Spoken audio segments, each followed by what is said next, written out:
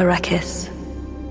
Dune. Wasteland of the Empire, and the most valuable planet in the universe.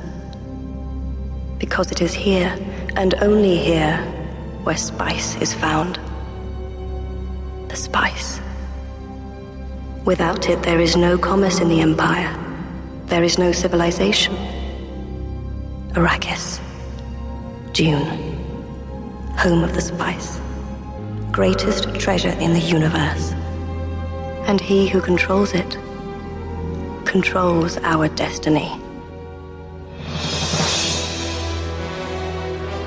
Welcome to Now Playing's Dune Retrospective Series. Do we have worm sign? Who shall we have worm sign, the likes of which even God has never seen? Part of the Now Playing David Lynch Review Series. Remember, walk without rhythm and we won't attract the worm. Hosted by Stuart. My greatest student and my greatest disappointment. Jacob. I can kill with a word. And his word shall carry death eternal. And Arnie. Men admire his courage. It will take more than courage to survive what's coming. And join Stuart for in-depth reviews of all of Frank Herbert's Dune novels. They know a storm is coming. Time to let them know I'm here. These podcasts contain detailed plot spoilers and mild language. Must not fear. And fear is the mind killer. And fear is a little death that brings total obliteration. I will face my fear. I will permit it to pass over me and through me. Listener discretion is advised. May the hand of God be with you. May the hand of God be with us all, Duncan.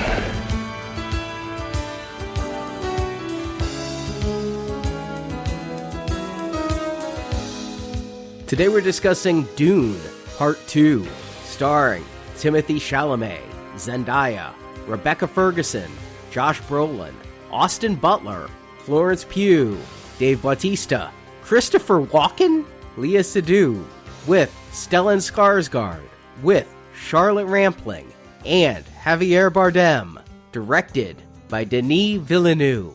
The podcaster has finally awakened. We can talk about Dune. This is Arnie, co-host of Now Playing. Indeed, this is Stuart. And I am Jacob. The hand of God be my witness. I am the co-voice of Now Playing. I will lead you to good movie paradise. I'm glad somebody's here to lead us to good movie paradise. The last review I recorded was Madam Web. 3 recommends. I remember a lot of green arrows on that. I remember a lot of love. I don't know if they were green. Yeah, right.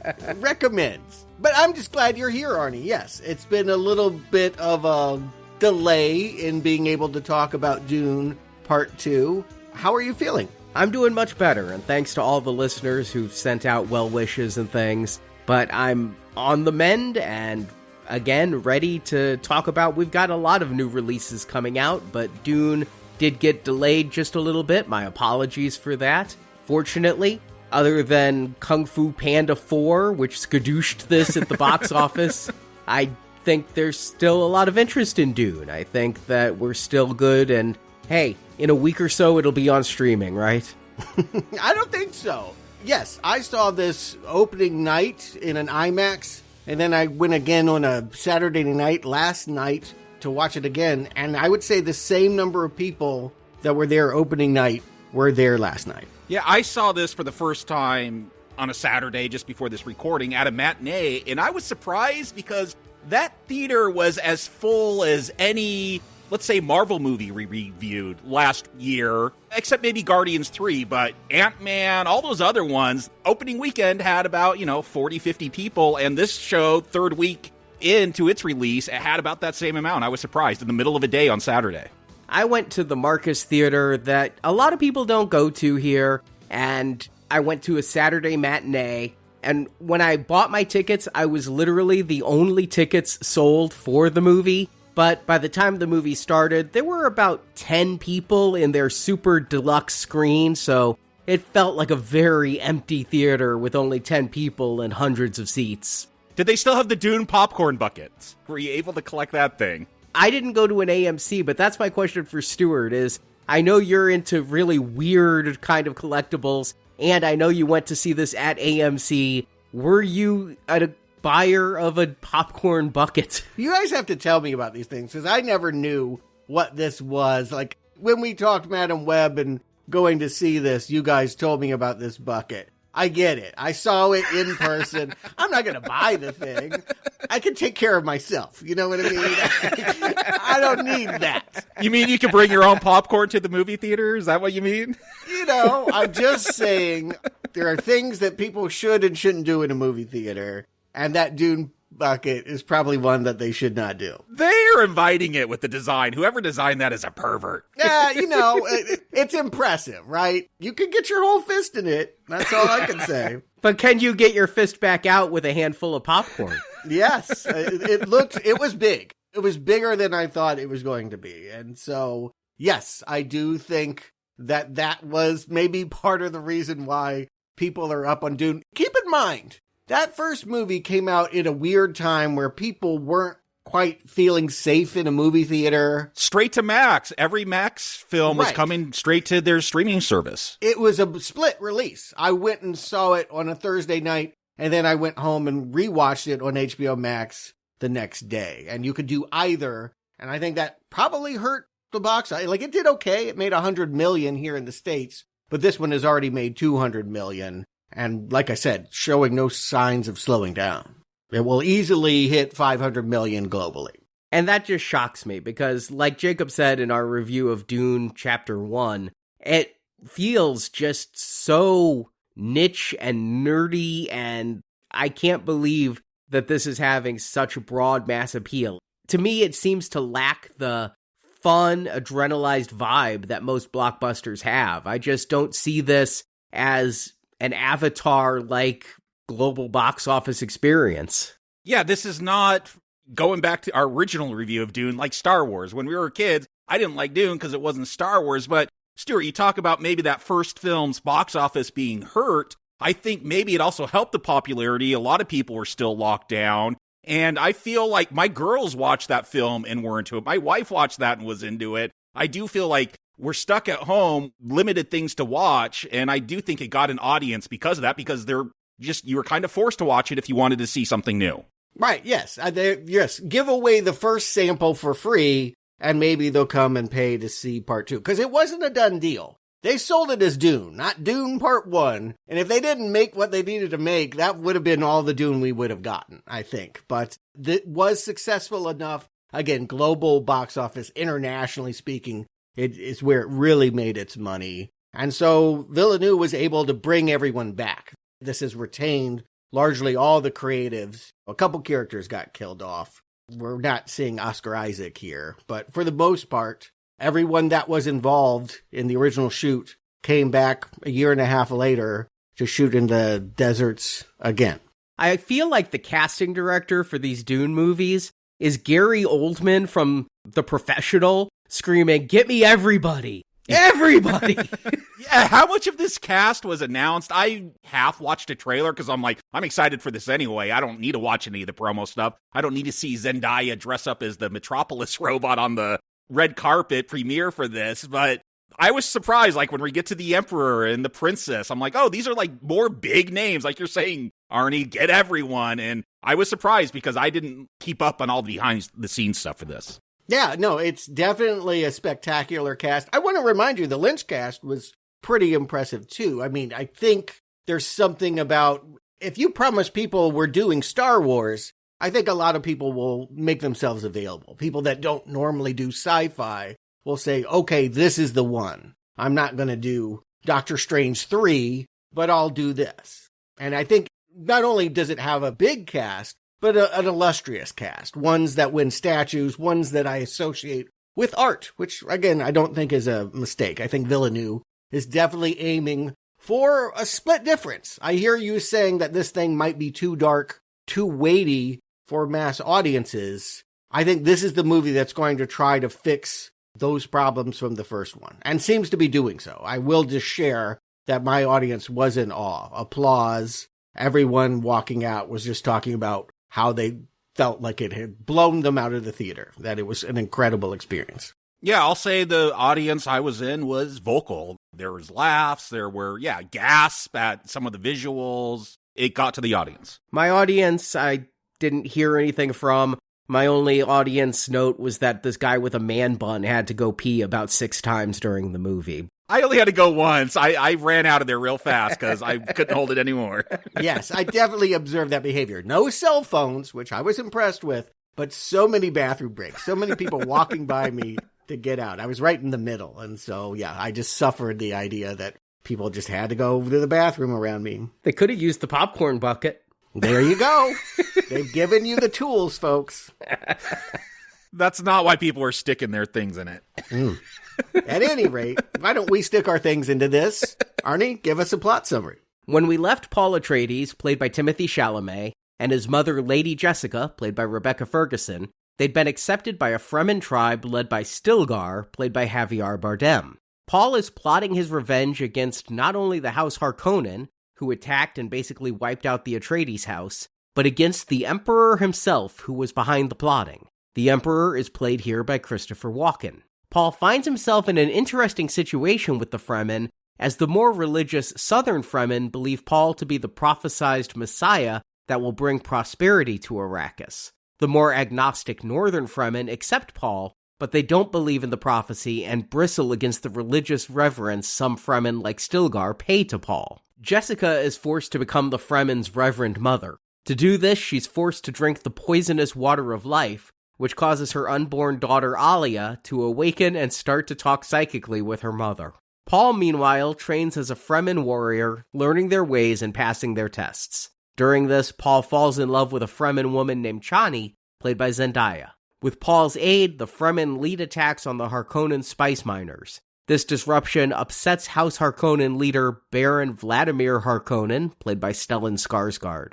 The Baron removes his nephew Raban, played by Dave Bautista, as head of Arrakis, and instead instills his psychotic other nephew, Fade Harkonnen, played by Austin Butler. Under Fade's rule, the Harkonnen almost succeed in wiping out the northern Fremen, and the survivors must go to join the southern Fremen. There, Paul succumbs to their beliefs and takes the mantle of Lisan al-Gaib, the Fremen Messiah. Paul issues a challenge to the Emperor, who comes to Arrakis with his daughter, Irulan, played by Florence Pugh. The Fremen army defeats the Emperor's military, and Paul faces off against the Emperor. Paul demands a truce in which he, Paul, will marry the Emperor's daughter, and then Paul will take the Emperor's throne. The Emperor fights against this, and Fade is his champion, leading to mortal combat between Paul and Fade. Paul is victorious, and the Emperor bows to Paul, the new Emperor. However, the other great houses indicate they do not accept the validity of Paul's rule. So Paul orders the Fremen to attack the great houses, in which Jessica calls the start of a holy war, as credits roll. Yeah, not an easy movie to come back on, Artie. I feel like it would have been so much nicer to give you Ghostbusters. We'll get to that one soon. But yeah, a dense plot. And again, half of a big weighty book that you need to have seen. They're going to give you a little prologue here with Princess Irulan trying to catch you up on what happened in the last movie. But you need to know what happened in the last movie. Yeah, you could call it catching up, but you need to see that film. I did rewatch this film, about 3 weeks ago when I thought we were doing a weekend of release, but I'm glad I did.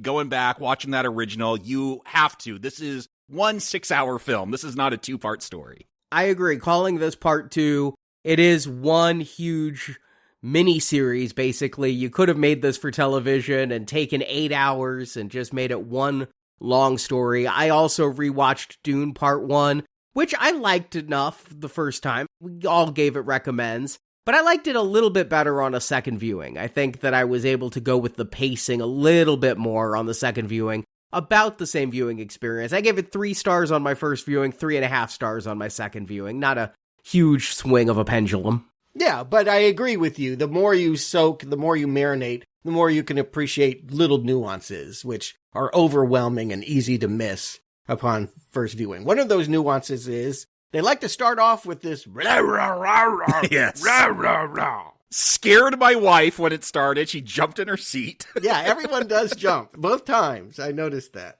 It's power over spice is power over all. Words to live by. It is not Harkonnen. I just assumed it was Harkonnen. But when you rewatch on HBO Max with subtitles on, they tell you that's Sardaukar. Who's Sardaukar? I'm sorry. Emperor's tough fighting force. The ones who have aligned with the Harkonnen to burn all these bodies we're seeing. They were doing the throat singing in the last film. That was mostly Harkonnen, but yes, I guess you're right. Yes, there was some throat singing. And they are the ones standing there watching Atreides burn in piles. Our opening image here is that we are to understand the Battle of Arrakis was a massacre. This is really a holocaust, an entire house being wiped out. And Irulan, one thing that was not established in the first movie and probably should have been, Irulan's father was like a surrogate father to Duke Leto, Oscar Isaac. He is strangely quiet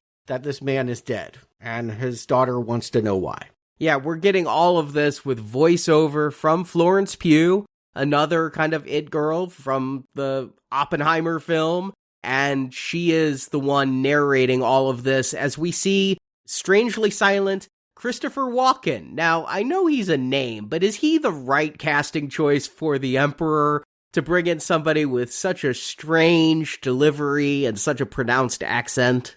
You know, it was Jose Ferreira, the David Lynch one. And, you know, I think he's got a similar kind of cool. It's, again, you don't expect to see Christopher Walken in a space opera, or at least I don't. I don't imagine him in Flash Gordon. So maybe that part is weird, but he definitely is like indie cool, right? You know, cinema cool. I feel one of the strengths of this vision of Dune, at least for me, someone who hasn't read the books and didn't particularly like the David Lynch one, is this does feel very strange. This is 10,000 years in the future. It should feel alien, and it does. It just feels like a little different than what we're used to in 2024. And so, yeah, Christopher Walken, he's not doing those typical Walken-esque deliveries. So, yeah, I do feel like here's just like another weird evolution of humanity 10,000 years from now. He kind of works because he is known for his strangeness, at least for me. And of course, to me, all I can think about is Christopher Walken dancing in that Weapon of Choice video,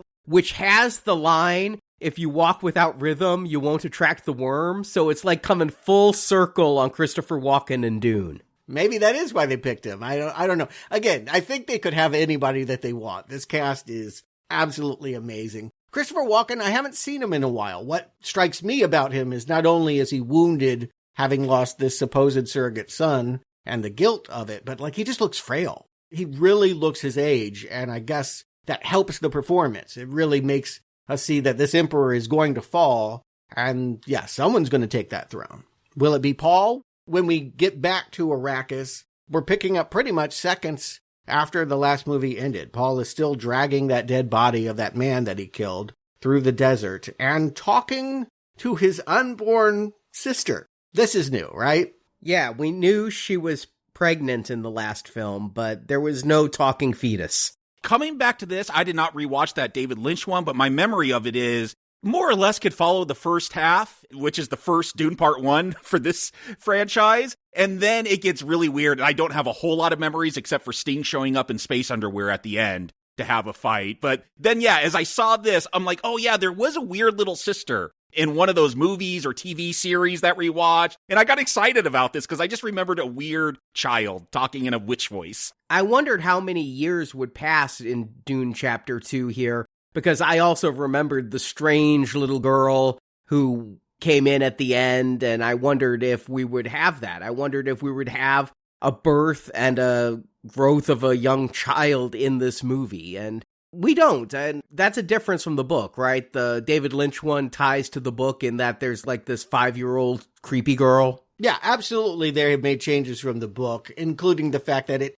basically what we're going to watch in this movie took 3 years, and assuming Reverend Mothers give birth at the same time frame as regular mothers, this is all 9 months or less. The child is not born is a real surprise and a twist. And again, just having the image of a fetus floating there, like, it makes me think about Kubrick, right? Space Odyssey, 2001. I think that's intentional. He's really trying to evoke that mood here. And Paul says something that I caught on second viewing. It really shook me. You know, he's mostly saying, like, this world is beyond cruel and you're going to hate it and all of this. He said, shouldn't you go back to the stars and be with Father? And that leads me to believe that when this child is going to be born, it's going to be tooled like she's the Antichrist. This is like, he was more or less saying, you're bad news, and maybe you should just be dead with Father.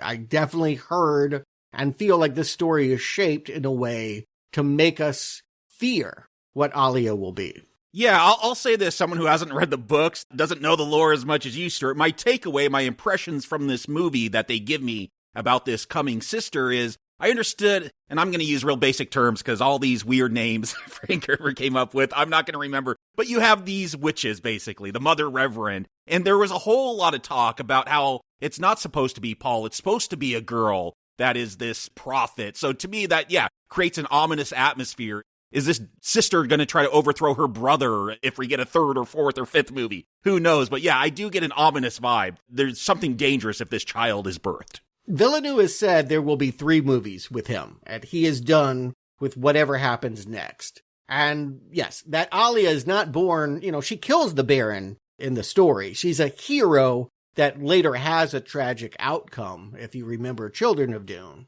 I think everything here is establishing, watch out for her. This is like Damien. But we need an action scene. I think one thing that we all talked about as a weakness of that first movie were the lags, were the times where the thing would just get talky and bogged down with so much lore, right? We got to tell you this, we got to data dump that.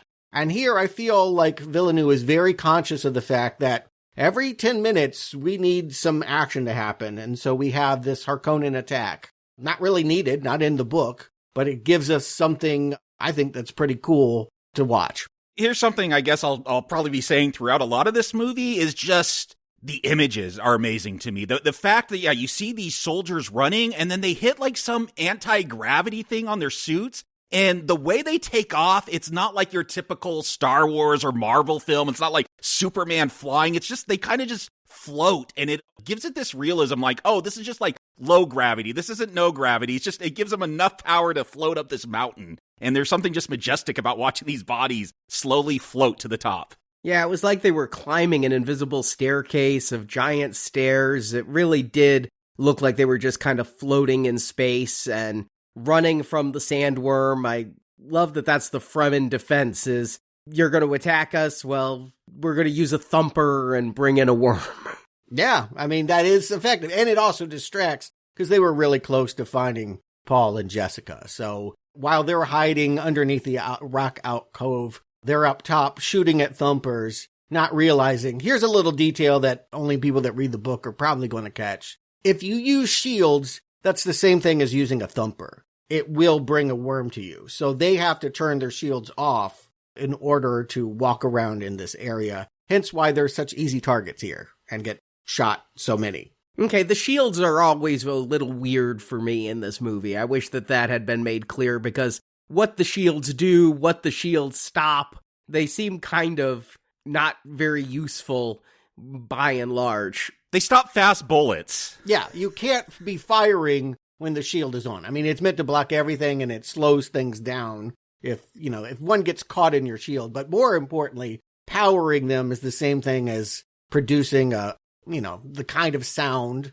that would bring a worm. Again, worms hear everything that happens on the surface. And so you don't want to bring the worm no matter what you do. And in fact, that's what's going to happen. There's both a worm that's going to eat their dead bodies, and there are the Fremen who are going to pick them off here. But Paul gets a little action here too. It should be said, we need to be reminded that he was skilled and trained by a few people to be a great swordsman, including Duncan Idaho. We are not getting Aquaman in this movie. Didn't he come back in the Lynch one, that character? I kept waiting for Jason Momoa to return. He did not come back in the Lynch one, but he will be back in the next movie, and we can talk about that at the end. Okay, so he is still alive somehow. Okay. Yes, his character will return. If you listen to Stuart's Books and Nachos, it's kind of a sort of. Yeah, it's coming back to me now. I remember. And it's not just Paul that fights. His mother picks up a stone, saves her son from that one Harkonnen.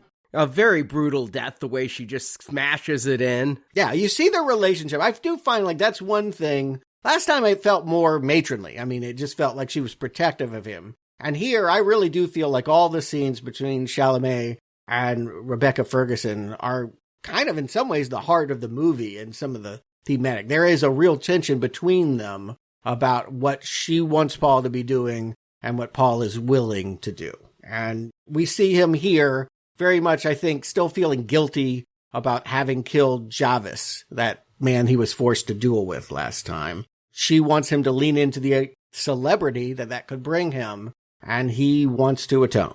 Yeah, I found it kind of interesting, having just watched Dune 1 again and seeing how hard it was for him to kill Jamis, that when fighting the Harkonnen, he had no problem with his second kill here. He killed that Harkonnen without any pause, but it was also a very different type of battle. And Harkonnens are not the same as Fremen, I think. Fremens are potentially friends. Yeah. Harkonnens have been a lifelong enemy of House Atreides. So you don't blink when you kill them. You do that as quickly as possible. It helps that they're weird, weirdly shaped heads, and they're ugly, and yeah, all of that. You know who the monsters are.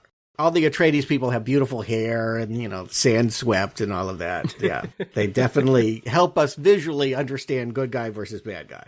But this movie is not so cut and dry about that. One thing, again, that I appreciate is once they get back to the Sietch, the place where the Fremen live, most of the people are screaming, witch, traitor, throw them out to the desert, kill them. They killed one of our own. And again, Mom is like, you need to lean into the idea that you're this prophesied person from another world. We, as Bene Gesserit, set a superstition in this culture long ago that you can use. Stuart, I got to ask you, you've read those books. This film, at least, and maybe this is from the novel, but it feels very much like it's playing with that white savior motif, like Dances with Wolves, here comes the outsider into this group of natives. But if this feels, at least in this film, it feels like it's going to be a critique of that and take it in a very different place. Is that similar to the novel? No, I don't think it. I think that is Villeneuve reading the novel and saying, how do I make this contemporary? And I saw these flourishes last time. I mean, I definitely saw that Paul was pushing back on the idea of manipulating indigenous people in the same way that I see so many young people. Again, this could be a Gen Z Star Wars because Paul is really positioned to be a social justice warrior in that way. And one thing that they do in this movie that I think it's hard to sell, and they keep bringing it up, is driving home that this Messiah story was planted by the Bene Gesserit, is not their actual religion, is completely force-fed to them for generations, and that Paul sees badness coming out of it, that he repeats, and he said it in the first film, but it's really driven home here in the second film, billions dying in his name. And so if he goes and does what Jessica wants, if he plays into this and says, I am the Messiah that you've been waiting for, then it's going to end in tragedy, not with the victory and the feel-good ending that I think most people expect out of their blockbuster sci-fi films. Yeah, that's one reason why he does it. But keep in mind, there's also a cute girl involved. Like, a lot of this is he just wants to impress Zendaya. And one thing I really love that Villeneuve did, not in the book at all, is that he creates the idea that there are North Fremen and Southern Fremen, much in the same way that we think of America as being divided in faith between North and South. And in so many ways, that Southerners are more fundamentalist or more religious, or more inclined to believe in the Messiah. Well, that's something that I really loved about this movie is just the really dense, tricky geopolitics of Dune, which, again, someone that was raised on Star Wars, you don't worry about where Kashyyyk is and how that, if there's a battle there, you want the Wookiees to win, that's it. But here, yeah, you're saying it mirrors the U.S. I think this is going to click with Gen Z because it mirrors just, a lot of the tricky politics going on, especially in the Mideast. Like, you talk about all the different tribes, and while it's so hard to bring peace to that region, yeah, I just feel like this is so much more complicated, and yet still tuned into our times. Like, I look at my nephews and nieces and my own daughters, and their understanding of what's going on in the Middle East and the world is just so different than I did at their age. And we had a war going on there at the time. So, yeah, I think there's a reason this might tap into Gen Z and younger audiences. And we have two great actors that are going to dramatize these two different beliefs. I don't feel like we spent that much time with Bardem,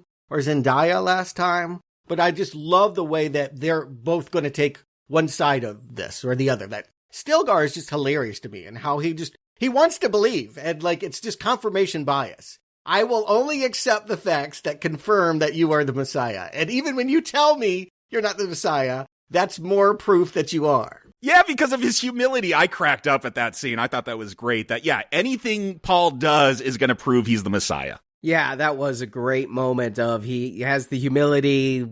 And when you say Messiah, I'm thinking Jesus, and Jesus was a very humble savior, so it does fit. Yeah, but you get the sense everyone else is rolling their eyes. You look around this seat, so many people there are like, this guy is always seeing signs. He is always wanting to believe. And so many people are not on the train with him. He is the first one. There's one other dude, like they get there and everyone's shouting, kill them, get rid of the witch. And one other guy kind of recognizes Paul as like, oh, you're the one. But it is Stilgar who voices the idea, I want this to happen. And one of the things about the myth is your mother has to be our Reverend Mother. She becomes the head of our Sietch Bene Gesserit. And so we have her stepping into that role in a really creepy scene. Yeah, it almost feels like a human sacrifice. She does not want to become the Reverend Mother, but their Reverend Mother is dying, coincidentally enough.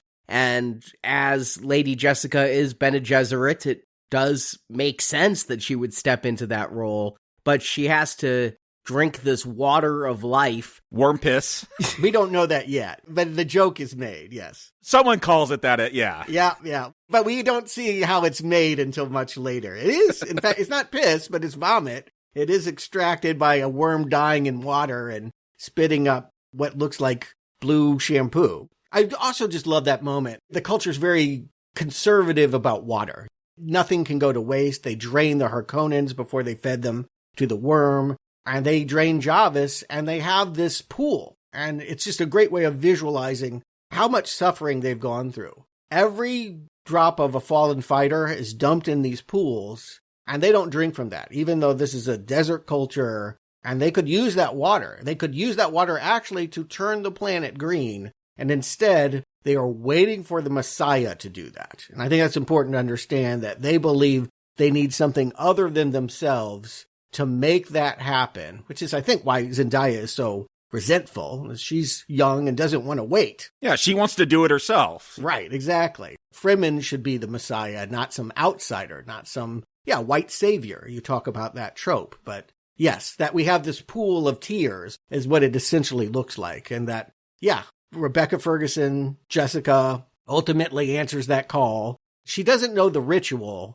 and so therefore she doesn't know that she's signing on to basically give her child fetal alcohol poisoning. Yeah, she didn't know she was supposed to notify him she was pregnant before the test. I didn't know this was coming up. She has the line, every ritual to make a Reverend Mother is different. So she was not expecting, no other planet has worms. So no other Reverend Mother has had to drink this stuff. And we can literally cut back into her womb and see the blue stuff swirling around. Again, Alia is going to be bad news when she comes out.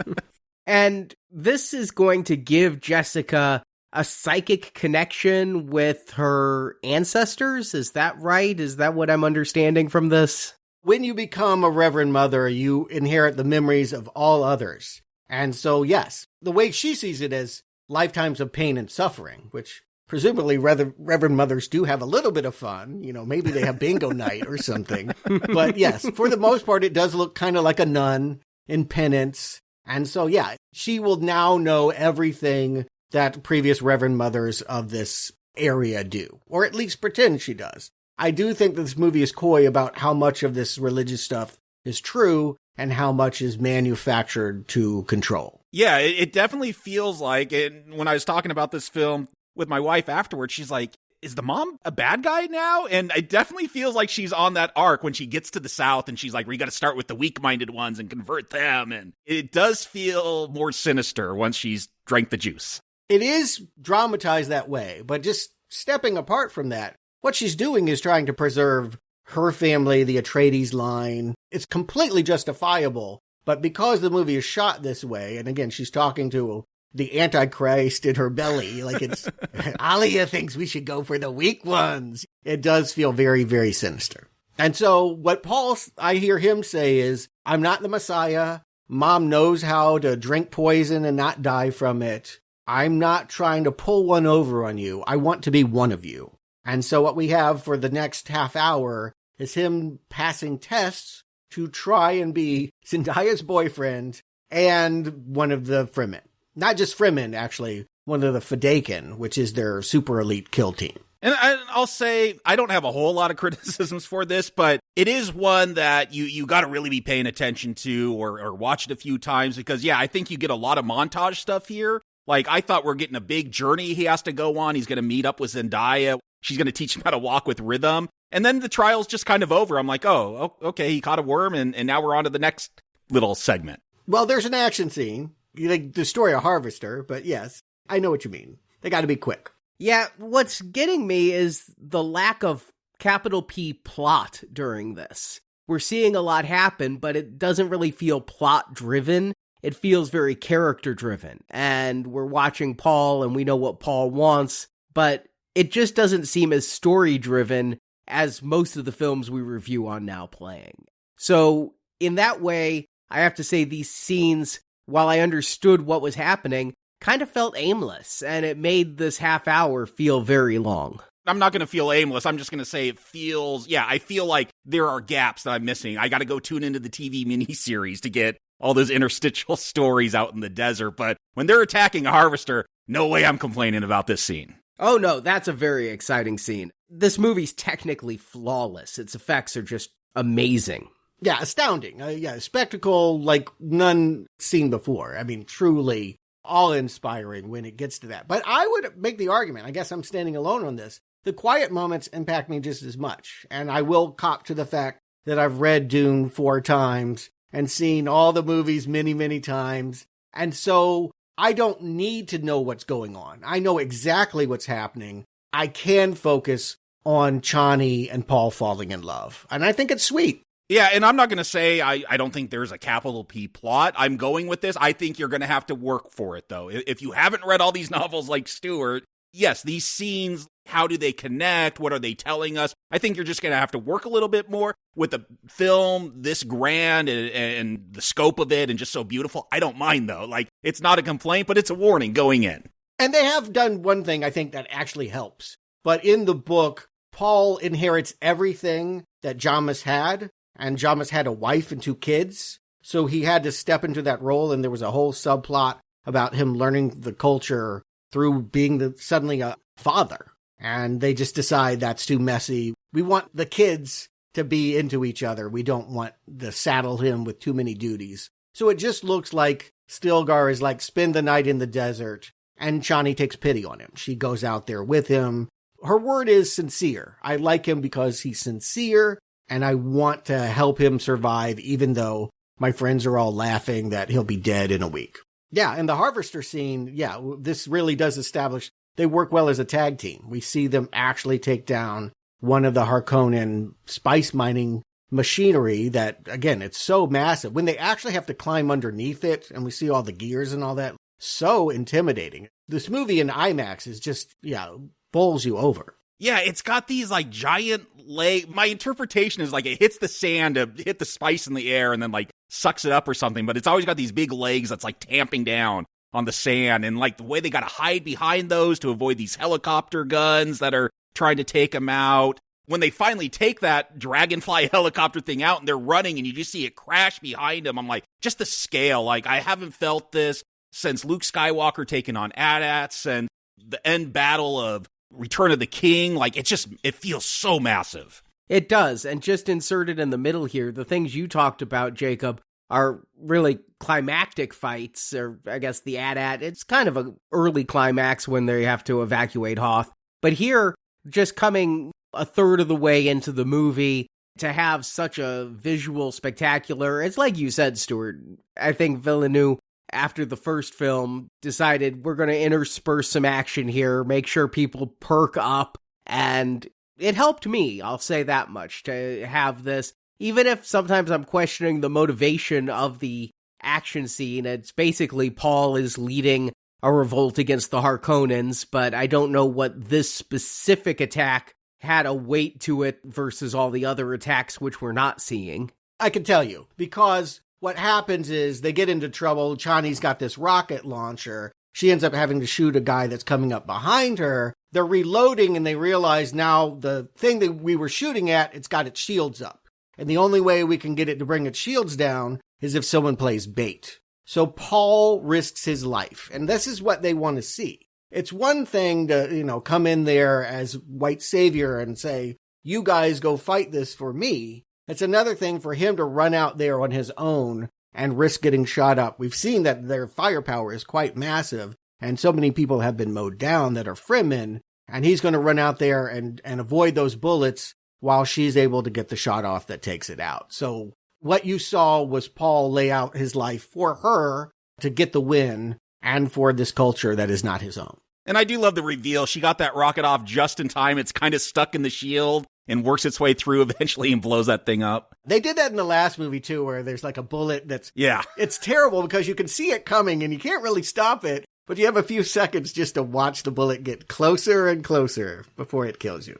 But this is where we get Paul's multiple names. More names than a Lord of the Rings movie, Yeah. And I remember Lynch, I think wisely, just treated this as absurdity. He's a man that works with surrealism. So you would just have funny lines like, you are Paul Muad'Dib.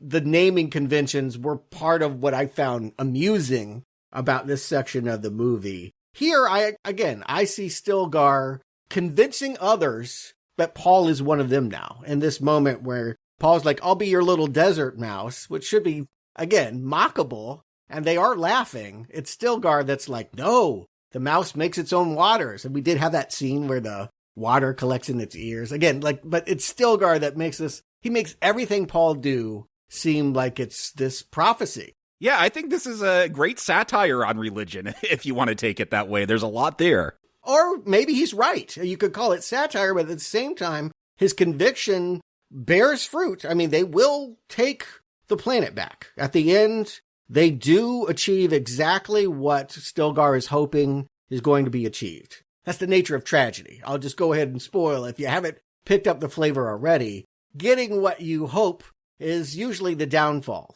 in a tragedy. And I think that is what Villeneuve is making in this trilogy. Certainly if he's following Dune Messiah, the third book, things go very bad for so many characters. But yeah, it is interesting to see Paul, again, that humility Stilgar called out. Stilgar wants to name him Usul, base of the pillar. And then it's Paul who chooses the desert mouse, which is still, again, such a cute CGI creation with his big ears. Muad'Dib. Which sounds a lot like Mahdi, which is their name for their prophecy. So again, that means something. You know how people do that, though, finding those connections and that number 7 and whatever. You can see Stilgar straining to connect all of this. And it's, again, depending on your belief system, it's either a Messiah coming into being or a culture being duped. Are you Zendaya? Are you Bardem? But I really like them both. I think one of the special things about this movie is you can respect everyone here. You can even feel for Paul how badly he doesn't want to keep injuring this culture. He has this great moment with his mother when the mother's like, okay, we've done all we can do here in the north. Let's go convert the south. I'm out of here. And yes, he's had these nightmares about if I go south, it will lead to billions, millions, a lot of people starving, dead, badness. I'm just going to avoid that outcome by not following you into this supposed more hostile, more desert, more difficult to live in terrain. And the way the movie plays it is, if he just returns to the south, yeah, that's going to cause these billions of death. At least that's how I took how he was interpreting his vision. It's going to be a lot different by the time we get to the end here. But yes, it's played like, if I just go to this location, it's going to cause a genocide somehow. Yeah. And I mean, Chani has a plausible explanation for this. You're doing a lot of spice. You never did that before. It could really mess with your head. You're eating it all the time. You're breathing it all the time. This could just be you tripping. It could just literally be you bugging out and nothing will happen. She is not wanting to believe any prophecy. She even has a name that's going to be part of a prophecy. She's like, I hate that name. Call me Chani. I think it's really helpful. And again, this is a convention of Villeneuve, not Frank Herbert. Really helpful to have a character who is doubting Paul's messianic complex. And I know I said this feels like a satire of religion, but I do feel like as I was watching this, the power of this is exploring faith. Like, is faith just believing something so much that it's a self-fulfilling prophecy that you make come true? Or like with Chani, I think we're going to see her go through a much more religious tradition of faith. She's going to see that miracle with her name and everything. But yeah, I do find this just, on that subject of faith, whether you're a believer or not, there's a lot of just interesting stuff here to examine and sink your teeth into. And does the mom believe? I mean, you talk about her being evil. On one hand, she knows she's using it to their advantage, but she also, I think, genuinely believes she's having a dialogue with her daughter, her unborn child. And the daughter keeps telling her, yes, my brother is the Kwisatz Haderach. My brother is the one. And so I think she knows that it started in jest, but has come to believe it herself, which I guess happens. Like if you repeat a lie often enough, it becomes the truth. And you see this as a physical transformation in Jessica, which was shocking to me with all the facial tattoos that she takes as the Reverend Mother and everything. It really does sell her as a believer as compared to just a plotter. Yeah, her visual transformation is just one of the great things about this director, his sense of artistic direction is she's pregnant at the beginning and she looks pale and worn out. She's been running around in the desert. And by the end of this, she's got those facial tattoos. She's got some great drip with the whole outfit she's wearing. The blue eyes. Yeah, the blue eyes. She's got just more of a presence. And maybe that's why my wife was interpreting that as evil. Like she's much more confident with her powers by the end of this. You say evil, but I say Post Malone. Like the kids are into face tats. So maybe she just looks cooler. I don't know. But you guys say that they rush through all these stuff and all these tests and it's kind of whatever. Come on. Riding the worm is the scene, right? I didn't say it's whatever. I just said it's going to take someone unfamiliar with the source material to piece all of this together. That's all I'm saying. If you have a desert full of giant worms, having someone ride that. I mean, you remember Kyle MacLachlan in the blue screen, right? I mean, you got to do that scene. That's the scene of Dune. If you do nothing else from the book, you got to have Paul prove himself. He is Fremen once he rides that worm. Yeah, and again, another sequence where I'm just blown away by the visuals I'm seeing. He's on this giant dune when that, what do they call it, the grandfather of worms comes barreling in. It's taking out these dunes, like just cutting them in half, and it's remarkable to see. It is. I mean, again, the effects on this are unreproachable, and of course, if Paul is going to ride a worm for the first time, it's going to be one of the biggest worms the Fremen have ever seen. It's not going to be some tiny worm. And yeah, I was thinking about the David Lynch version and how easy it seemed to mount a worm in that one. And here, you've got these grappling hooks. You're trying to get hold against the scales until you can finally reach the head of the worm. And it's both scary and exciting to watch this scene happen. And it really pulls you into this universe as you start thinking about what it can be to take what Paul called in the last movie sand power here. It looks like a lot of fun. I mean, there's just no denying it. Like, that should be an extreme sport. That should be in the Olympics this summer. We should have sand worm riding for sure. But something else I just want to call out is that I think Frank Herbert and David Lynch were very aware of the sexual suggestiveness of worms. A young man coming into his power by strapping on to the giant phallus of the planet is not unintended. That was what they were going for. But here, because the whole issue is about insertion of power, wrongfully violating a culture, they don't film the worm that way. I don't think you're going to look at these worms and ever think phallus, where they're not photographed in that way. You have to see the popcorn bucket for that. You're going to be thinking about your own phallus when you see that popcorn bucket. That made me think about other things. I agree. I was not thinking about penises and male power. And I think that's, again, it helps you really just see this more as Paul rodeo riding. You know, like, how do I get onto this crazy Fremen thing? And again, that it stays largely subterranean. that it literally just takes out a sand dune and he's got to just jump down there blindly into the dust. I mean, again, just the photography on this, the visualization of this. I don't know how they did it because I've never seen green screen look like this. I feel like a lot of shows, Mandalorian and what have you, can take you to desert planets, but they've never felt real like this. But not have a dune explode. Like when he's riding on that worm, it's like you're in a sandstorm. You just feel like, oh, this is not an easy thing to do. This is dangerous. You could die very easily. Yeah, the hooks that he's got, all of it, the sport of it, the actual, mechanics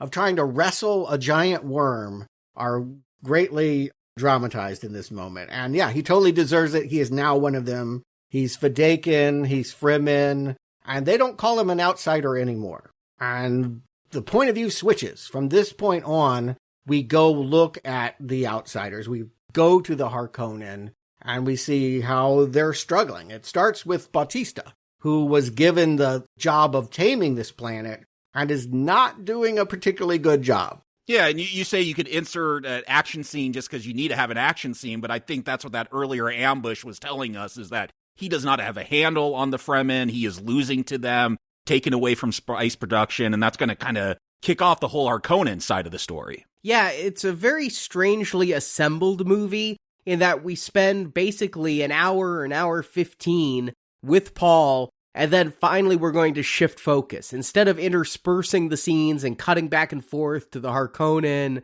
and the Fremen, we spend so much time with the Fremen, and now we're going to really take a big interlude with the Harkonnen and see what's going on here. And yeah, the effects of the attacks we've been seeing. We get a huge attack where they're going to destroy one of the spice depots, and the Harkonnen are going to lose, I think they say 80% of their spice reserves. Yeah, we see, again, something I don't know that I've ever seen before. Like, Raban is the Beast. I don't think they call him that in this movie, but he's always known as the Beast. He's the tough one. He's the one you don't want to mess with. Sting was like the pretty boy, and this was the one that was physically threatening. When he actually gets in there, he's like killing people right and left. If anyone even suggests, maybe we shouldn't go in there, slice their throat. I'm all charging bull. And then when they actually get there, I just love the way it's photographed. They're shooting each other. It's friendly fire. They can't see anything. And then they just hear the knife slices before they even see anybody. He takes one look at Paul and turns tail. That was amazing. The way he runs away tells you everything. Yeah, I agree. Everything. I know. Amazing moment for, again, Bautista, that he would agree to do that. You could see the fear in Bautista's face as he's running away. He was awesome in that moment. That he ends up barely getting back to his thopter and hanging on the gangplank with a female Fremen, almost getting him and getting kicked off. Again, yeah, he is not equipped. David Lynch did it all in montage, and you didn't really understand why they were losing. This scene tells you why Harkonnens are losing. And that's going to bring us back to Stellan Skarsgård, who's not going to be taking this news very well. He's back in his, I think you called it a vinegar and oil bath, Stuart. That's what I was thinking of. Mm-hmm. I always want, bread. Yeah, oil and vinegar at the Italian restaurants. So you just sop up some bread. It's really ominous because you hear these screams coming from his room before we go in there, and then we'll see two bodies laying in the corner. Although, again, a contemporary fix, we don't want to demonize homosexuality last time. I mean, I loved it, but, the way the Baron would go specifically after the boys with the heart plug. Here, they're kind of androgynous. I think they might be women. Yeah, the women are bald too, so it's hard to tell. Yeah, but they use black blood, so I guess that's how this can get a PG-13 rating. Is even though blood is smeared all over the walls, it's black blood. It worked for Lord of the Rings. That orc blood is black. It's not red. It's still PG-13. I want to point out something. They have cut a subplot, and I did read what happened to it. Did they even film it? They did. The director is chagrined that he could not fit it into this nearly 3-hour movie, but he could not fit it into this 3-hour movie. There was another mentor for Paul, who is in part 1. Do you remember Thufir Hawat? He is played by a guy I see in a lot of sitcoms. He's the Mentat. He's the one that can do all the computing. He his eyes go white and he can do math and stuff like that. Okay, yes, I remember him. I remember him from part 1, yeah. That was a part of the book that we have one Atreides captive and he's their thinker, and we can have him use his rationalization skills to help us. We have an Atreides helping us find Atreides.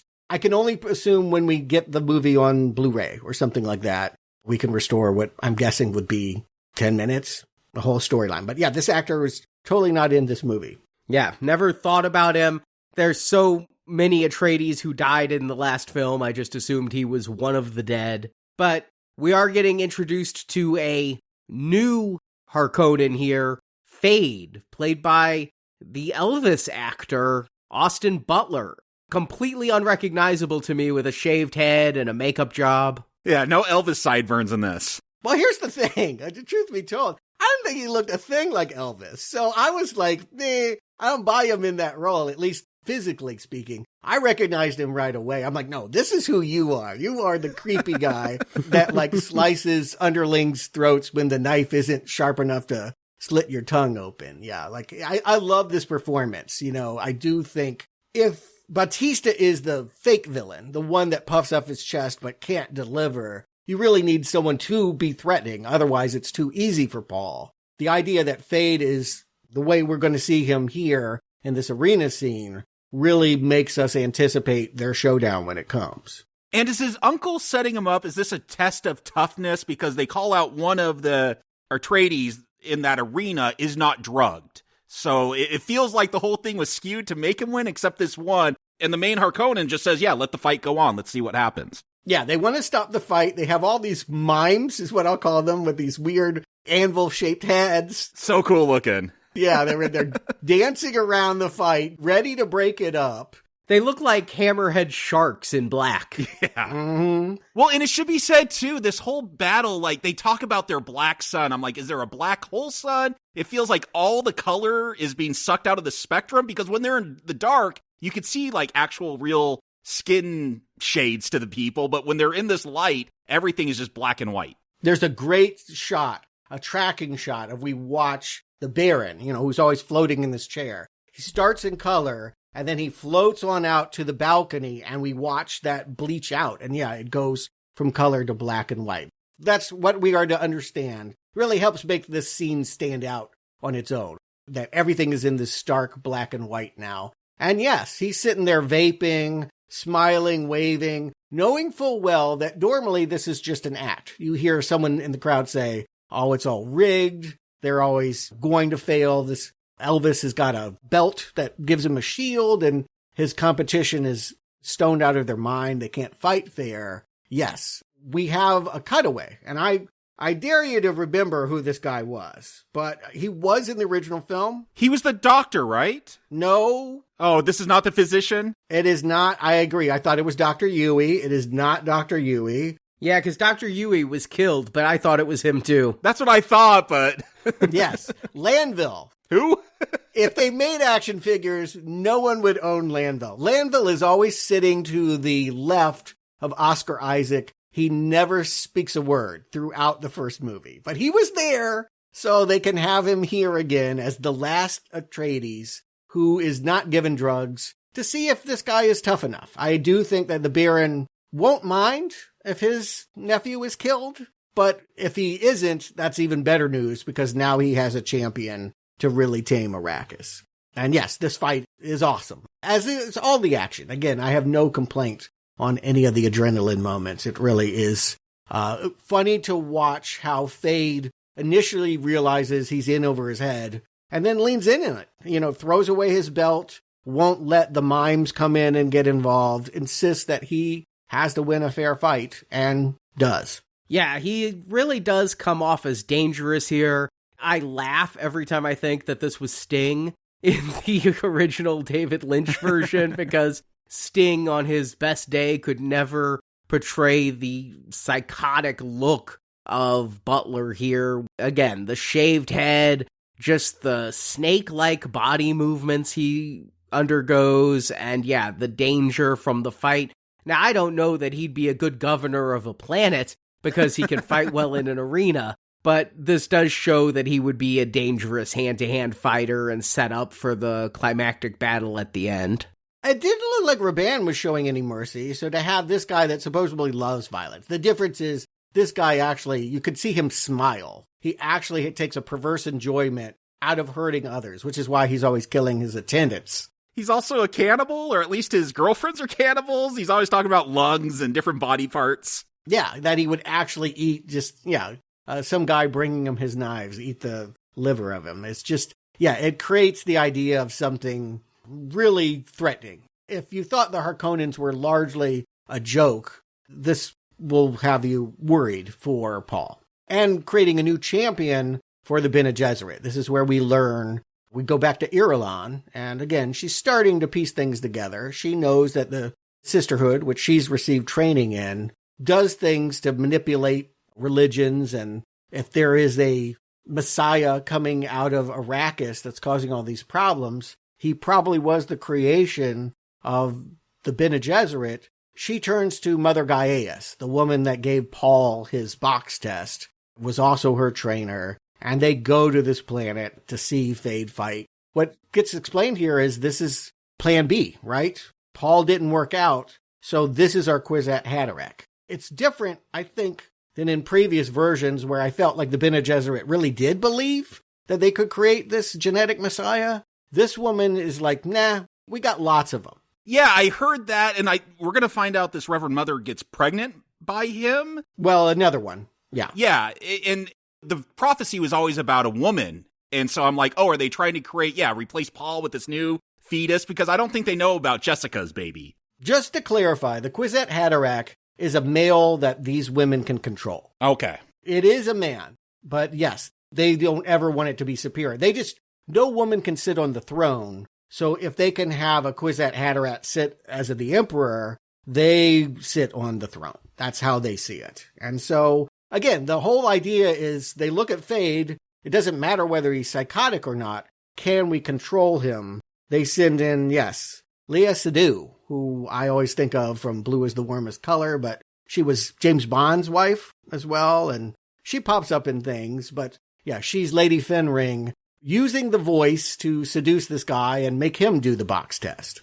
And we cut away from it. I really wanted to see Feyd and see analog of how Feyd could handle the box test versus how Paul handled the box test. But what we're told later on by Lady Fenring is that Feyd likes pain, so we can only assume that he really enjoyed the box test. He kept his hand in there longer. In fact, he was begging, can I put my whole body in? He showed some fear just to feel that pain. We should make this the AMC bucket, I'll put anything in here. Well, yes, and that gets established as Fenring is pregnant with a daughter. So even if Feyd doesn't work out, we have his child, which, again, if he's genetically in line with what they need, this is how they think. They think in terms of generations. If not you, then your grandkid, your great-grandkid. And I'll say, I think this Dune does a good job of showing me all these different warring factions. It's not just the Emperor trying to get power by turning the houses against each other, but you also see, the Reverend Mothers. I feel like, there's so much more. I'm going to say the word sinister, not bad guys maybe, but sinister. They're working behind the scenes too. They're planning and scheming just as much. And I feel like you get a lot of focus on that in this film, especially that they're maybe the real threat in this universe with all their scheming going on. I would offer, if you want to understand what Dune is about, it's about many things at once, but it is about power. It is about watching multiple different people utilizing different tools to try and master their domain. How do you control a planet? How do you control the universe? Yes, these women feel, because they are women, that they will always be treated secondary by men, so they have contrived this Kwisatz Haderach as a way of superseding that. And maybe it'll work. More on that next movie, I guess.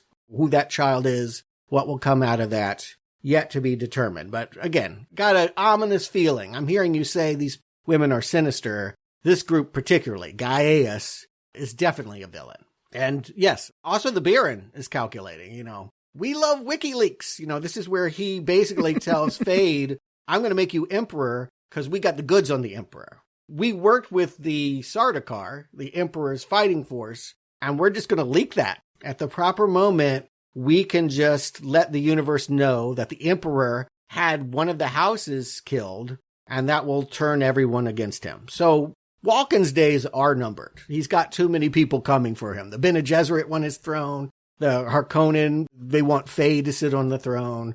Paul's obviously gunning for it. Poor Walken, right? It makes sense that they got this frail old man sitting there that just looks, every time they cut to him, he just looks like he does want to drink poison.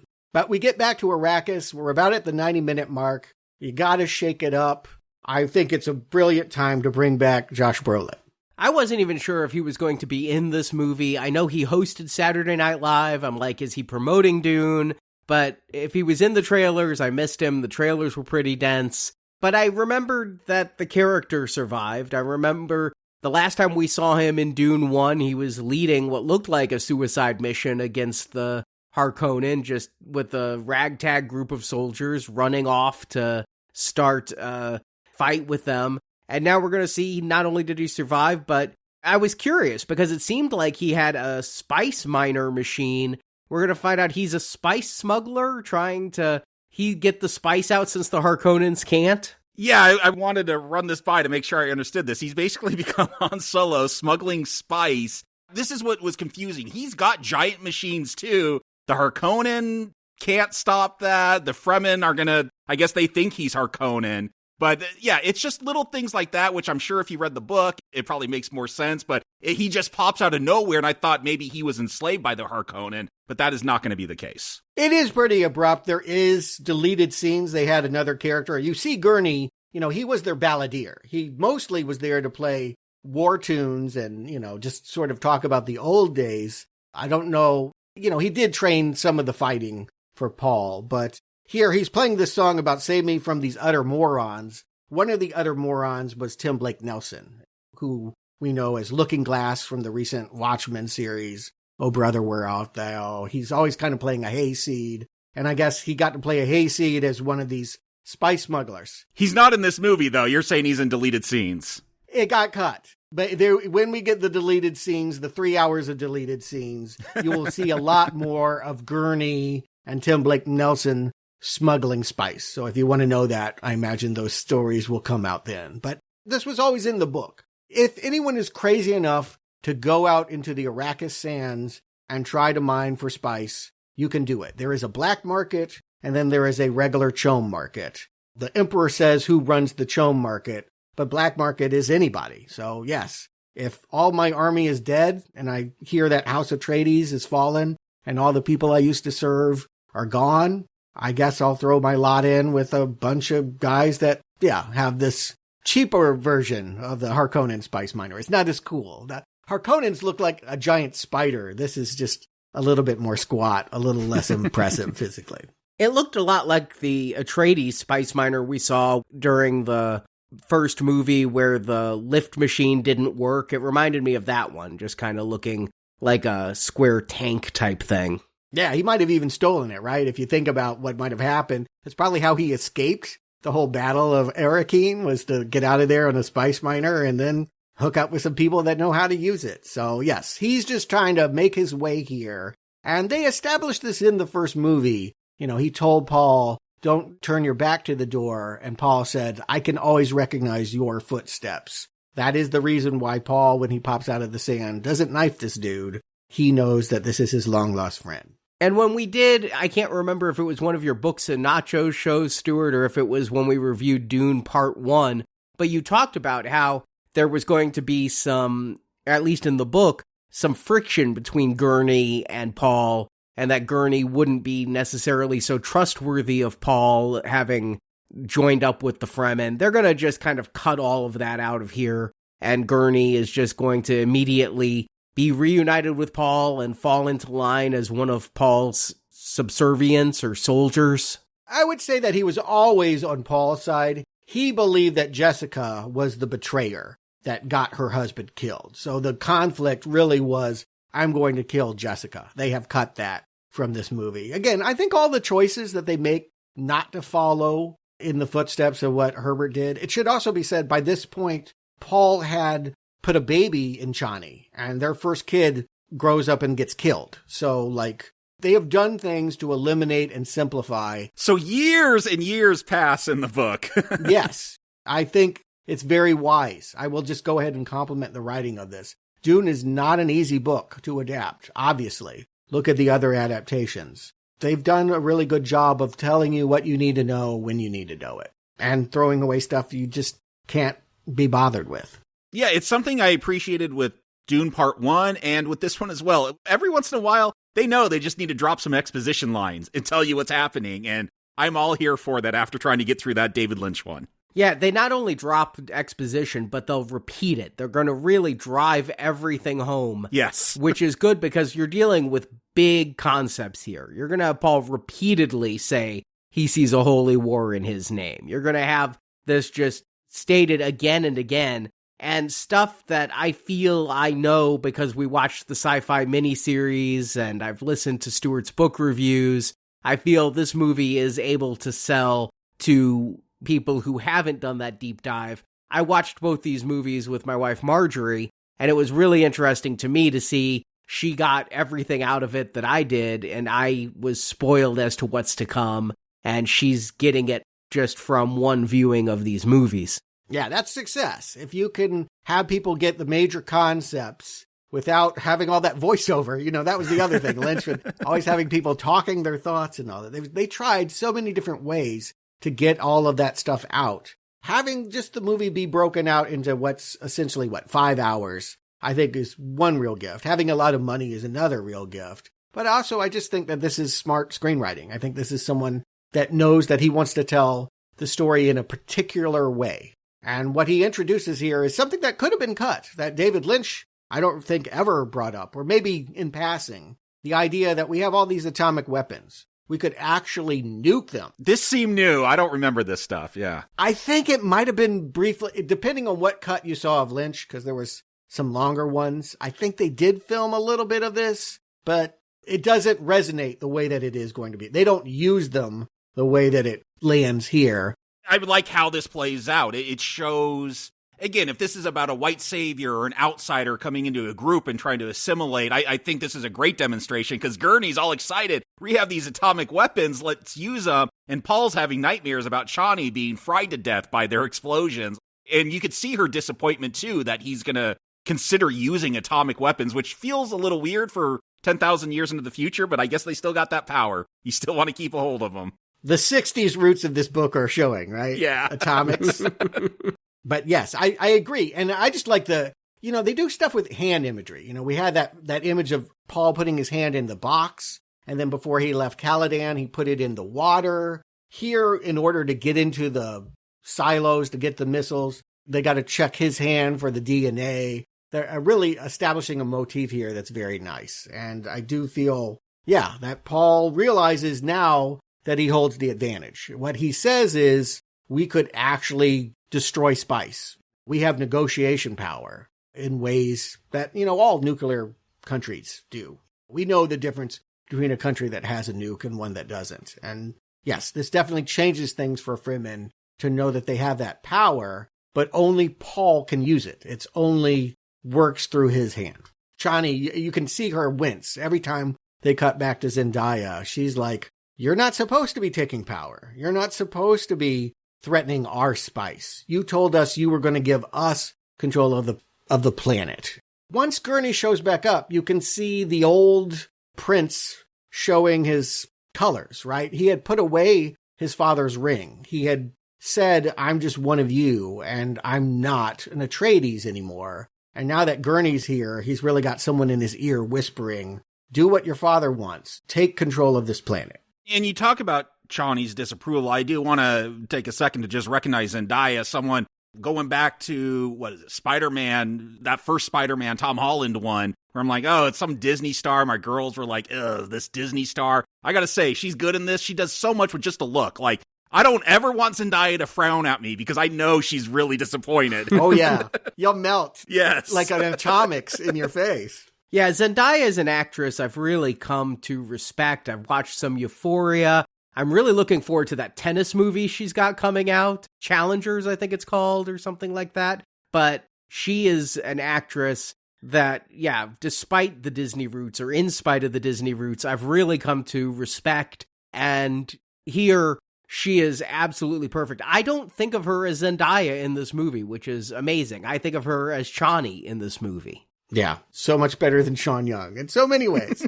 I agree. She's great in this film. And really, you need her. Again, I kind of side with her. My leanings are such that this is not a holy thing coming into being. That this is a culture that is going to just be screwed over by new oppressors. That Paul, while he says he loves her, is now starting to do things that look like Fremen wouldn't want. And so I feel for her.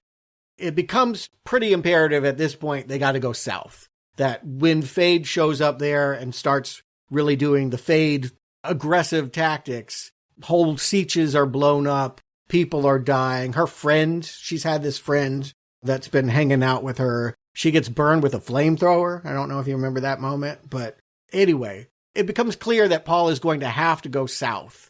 And what Chani says to him is, you won't lose me as long as you stay true to who you are. And that's the important clause on that. And that's what I think we see change in this climax, is that Paul stops being the man that she loves. And again, that's a big part of the book, is that Paul is going to wind up with her as the concubine and Irulan as his bride. They are not going that way.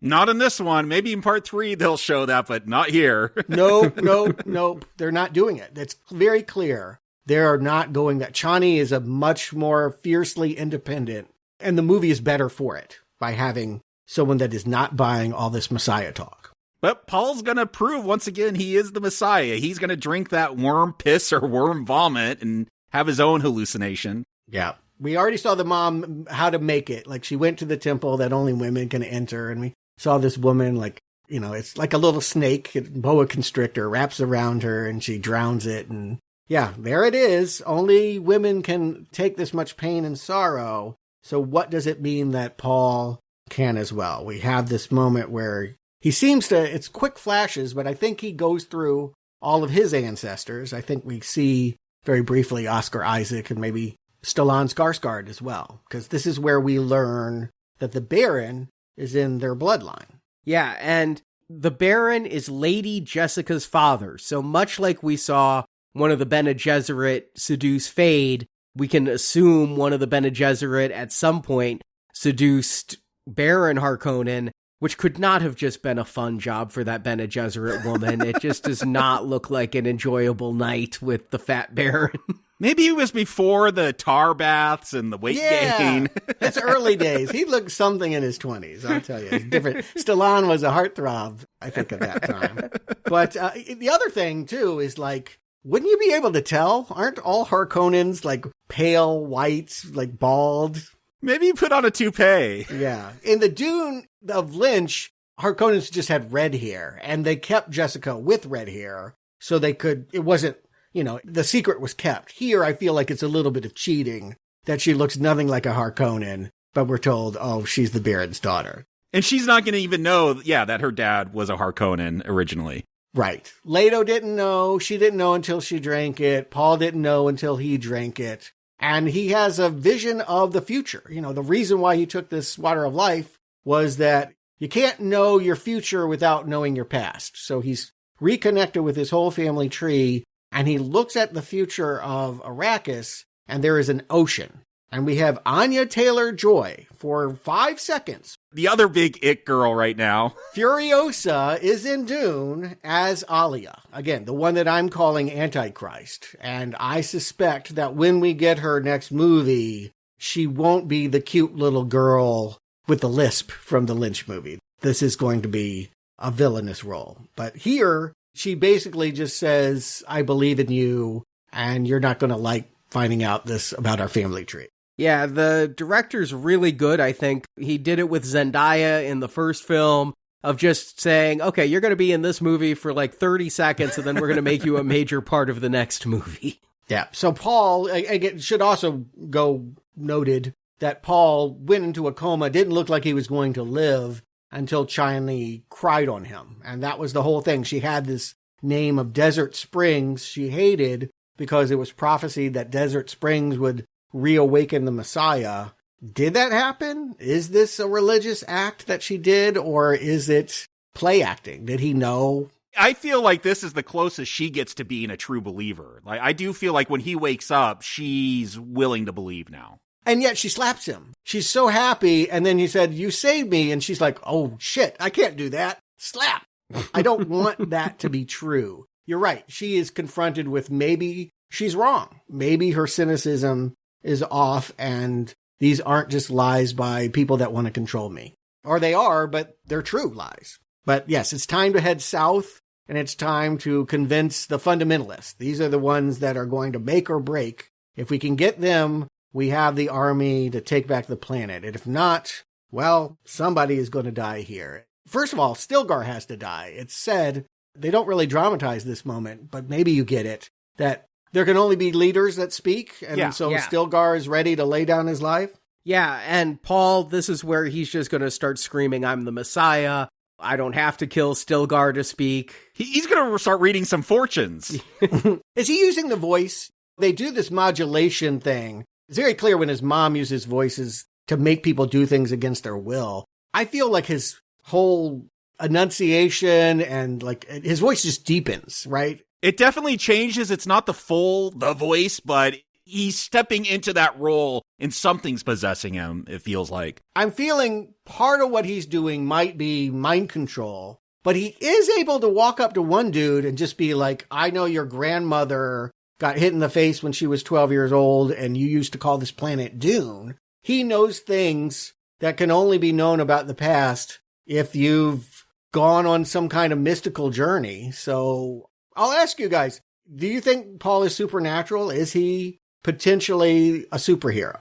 I feel like I'm a believer in this moment. As you see all the Fremen like standing up, accepting him. It's a powerful moment. I'm like, I don't know. He's got some magic powers. He's doing something. Yeah, I feel like if he started shooting lasers from his fingertips, I'd probably just go with it at this point. He feels that powerful. Yeah, I mean, I blame the spice and the water of life and all of these things that they've done to him that manipulate him. But despite the fact that the Bene Gesserit created this myth of the Messiah, I feel like it became a self-fulfilling prophecy and that he does have these powers. He does see the future. He does know his lineage, and he does have the ability to read these people's minds and know their past. I do think he is is it Quidditch Hatterack?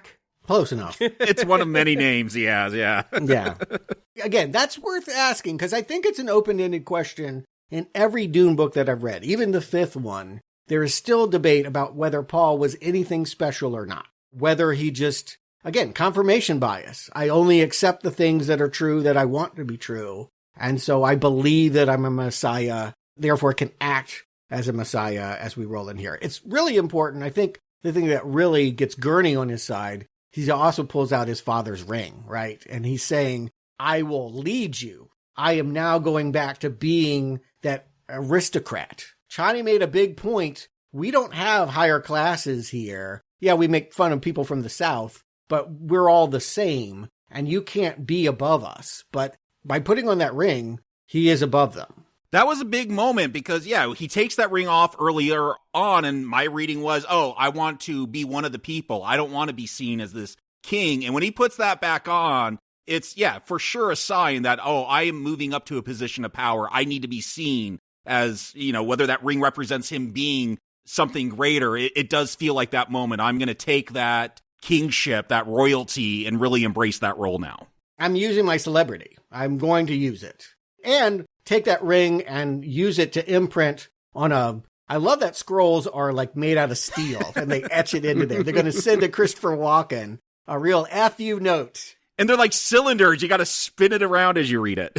By the way, I'm still alive. Here's my ring to prove it. Come get me. And we got a climax on. It's a throwdown. I noticed another thing, one of many things, I guess, that they've cut space navigators. Do you miss it? In order to travel through space, you had to have this, Eraserhead baby, right? Literally fold time and space in on itself. I remember one of your criticisms for Dune Part 1 being, Stuart, that it doesn't embrace that weirdness the way Lynch did with weird aliens. And we got like some weird little insectoid things in that first one. And I thought maybe this one, because yeah, like the machines just feel bigger. Everything feels bigger. I thought maybe we get into some of that weirdness here. And no, we don't. I guess a sneak peek of my final thoughts. I think this is a fantastic film, but I don't think it's the definitive version. I do feel like you could do a really out there weird version based on what I've heard about the book. And that's missing from this. This is a much colder political allegory than, just space weirdness. Like Jodorowsky's Dune might have been if he ever got that made. There you go. Yeah, I do feel some edits, it doesn't matter. Whether Paul adopted Javis's kid or not, who cares? But yes, how they travel through space, whether they literally fly with engines or whether they have some weirdo that uses spice and then like grabs threads and folds everything like origami, is a different level of weird. Yeah, I would have liked a demonstration of why the spice is so important. We're told, and again, I am thankful for these two films telling me a lot of stuff because it's complicated and dense. But I would have liked, if spice is so important, if you get that weird voice at the beginning telling you spice is power, give me one scene of that to really sell it. Or maybe I just really want some weirdness in this. Thufir would have been it. The guy that like could tabulate, math real fast would be the only example of someone doing something beyond human capability using spice. We get a few shots with Bautista when he's like in this war room and you see people just chanting numbers and I'm like, oh, maybe that's like part of the spice and doing. I remember you saying like there's no computers. You have to do human calculations now. And we only know this because of Stewart, though. That's my thinking, is a lot of what I'm interpreting because of Stewart's research into the books and what he said through here and on the book review podcasts. Yes, exactly. Yeah, and so I think what that really means is that, yes, you can frame it as they haven't done all of the book, or, I think this is more fair, that one man's interpretation of what that book is about is very different from another's. David Lynch is going to play into weird surrealism. That's where he lives. This is not the weird mushroom trip that I might really want. I haven't read that book, but it sounds like it could go that way and that could be fun. Yeah, Villeneuve, when I think about the movies he made before he made sci-fi movies, they were political dramas. And I think he still is making one of those, even though it's within a sci-fi context. But yes, Walken flies in on the orb from Phantasm and shows up and wants to know who this Muad'Dib is and why they haven't killed him. I wish there was a little bit more explanation as to why the Emperor puts himself in such a vulnerable position. It seems like he gets the scroll and is just ready to give up his power. I mean, this is going to be either ending in his death or his dethronement. And I would have thought that the House Harkonnen would have been a shield for the Emperor that the Emperor would have used in a more straightforward way. But no, the Emperor's just going to show up here, and Paul, after a huge battle, is going to make his way in to face down the Emperor. They think they're safe. I mean, there is a huge sandstorm coming, but it's noted there's a mountain range around them. They're in this basin, so they feel protected. And yes, it's a risk that the Emperor comes there, but at the same time, he's got to do something because he's sitting on a really terrible secret. He cannot have Muad'Dib telling the world that I had his father killed. I had a house exterminated. No other house that I oversee will ever trust me again if they know that I eliminate enemies like that. Or friends. I mean, it should be said that, again, he treated Leto like a son. We'll get his explanation later, but yeah, this is a bad thing to leak. What I love is the Emperor's arrival. Apparently he just travels in a big chrome Death Star or something that I love it. It's just falling towards Arrakis, like on fire, like a meteoroid or something falling to Earth. And again, just so visually striking. Yeah, you don't get the folding of time and space, but that big ball, and then it's just hovering above that little settlement on fire for some reason. I didn't really understand why, but it looks super cool. It's definitely prog rock album cover material. Like, I definitely feel if it's not Frank Herbert, it's still within that realm, and that's good enough. So yeah, Paul is going to use the full force of everything he's got, starting with the atomics. He goes out there on that ledge, and I mean, I'm forgetting about the atomics, because again, that didn't play into the climax as I recalled, but yeah, the first shots fired are blowing up the mountain so that nothing can protect them, and all these rock particles are coming down on these people. I would just fall on my knees. I wouldn't even fight. It's like, wave that white flag. Just give up. This is it. You just blew up our mountain. We are so defenseless. And now here comes Stilgar riding worms. And I thought this was interesting. We had that vision of this golden ninja going crazy on people in the first movie. And the helmet came up and it was Paul. Paul thought it was him that was going to do those moves. We see that happen in reality, only it's Chani. She has become what he was destined to do, which leads me to believe Villeneuve is going to do some really radical things in this third one that are not going to follow Frank Herbert's words. She's going to be an anti-Paul character. I think there could even potentially be a happy ending where she takes control. I mean, I don't know. The fact that she was able to be the hero that he imagined himself being feels symbolically important. And she's made it very clear she's fighting for her people here. She hates that she's doing under the leadership of her boyfriend, maybe ex-boyfriend at this time. But she still cares about Fremen. She still wants to get rid of the colonizers. And she's doing an excellent job in this ninja suit. Yeah, this whole battle, like, you get, like, 3 worms just popping up to take out people. I love it. Like, I was, again, not since Lord of the Rings, probably, have I been blown away by this kind of scale. It is just absolutely immense and awe-inspiring and something I want to see again. I wish I'd had a time to see this movie twice for this review because so much is happening and it is just, again, this movie technically completely flawless and I have absolutely no complaints, nothing but compliments for all of these special effects and the way they're utilized, and not just the technical proficiency, but the artistic proficiency with which it does deliver in scale and scope. Yeah, just the concept designs for these different crafts and everything. Yeah, we've been waiting 2.5 hours to get here, and this is going to deliver what we want. And I know the Oscars just happened, but they can already, like, reserve their seats, right? Like, yeah, this is so amazing. I don't see how this loses art direction, costumes, and special effects, sound, all of it. I think Christopher Nolan's luckiest strike happened because I think he would have still won, but come on, these atomic explosions put his to shame. Those look like a little matchstick being lit compared to the atomic explosions here. And they're having that new Oscar for casting. I think the casting director can just mark that night busy on the calendar as well. It's going to be up for a lot. This won't be forgotten, even though it's got a long time to go before we'll get to that ceremony. No, it will get a second life in award season when they all come back to the theaters. Like, there's more box office to come in for this thing. Speaking of someone that is not going to get a second life, well, actually he will, but spoiler alert, if they do what I think they're going to do, we see the death of the Baron at this moment. I love the way it's staged. So everyone's hiding in this throne room, and they hear the banging on the door. Boom, and you see the Sardaukar, who are the Emperor's, toughest of the toughest, run forward. And who comes out of the smoke? Only Paul, none of the other ones. Fade is like smiling as he watches this come up, and he says, grandfather, and then does the test. You remember the whole box test is keep your hand in the box, and if you don't, we put the Gom Jabbar in your neck, and that proves you're an animal. Do you remember that was the test? Yeah. You're human if you keep your hand in the box. You're animal if you don't.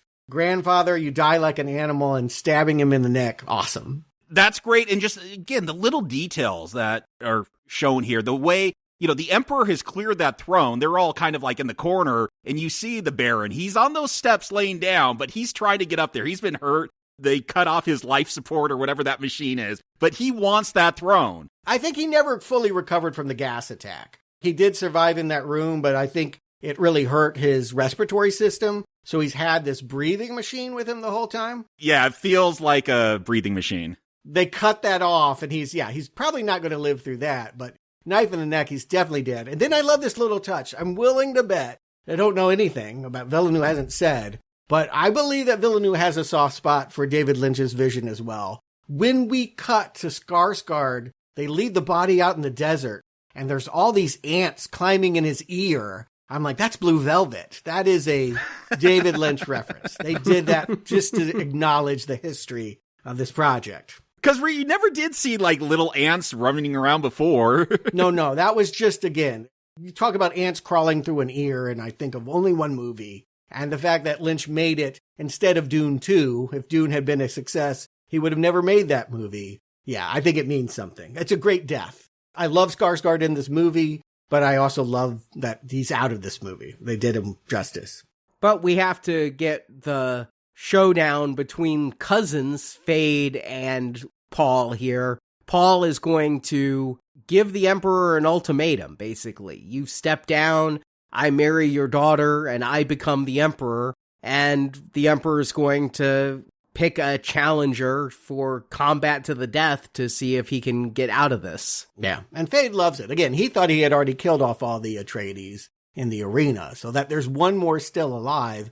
And let's just face it, like, he looks smaller. Like, I would bet on Fade winning over Paul. I mean, Timothée Chalamet, like, yeah, he's not known for looking like a man's man. Like, he's delicate. Right.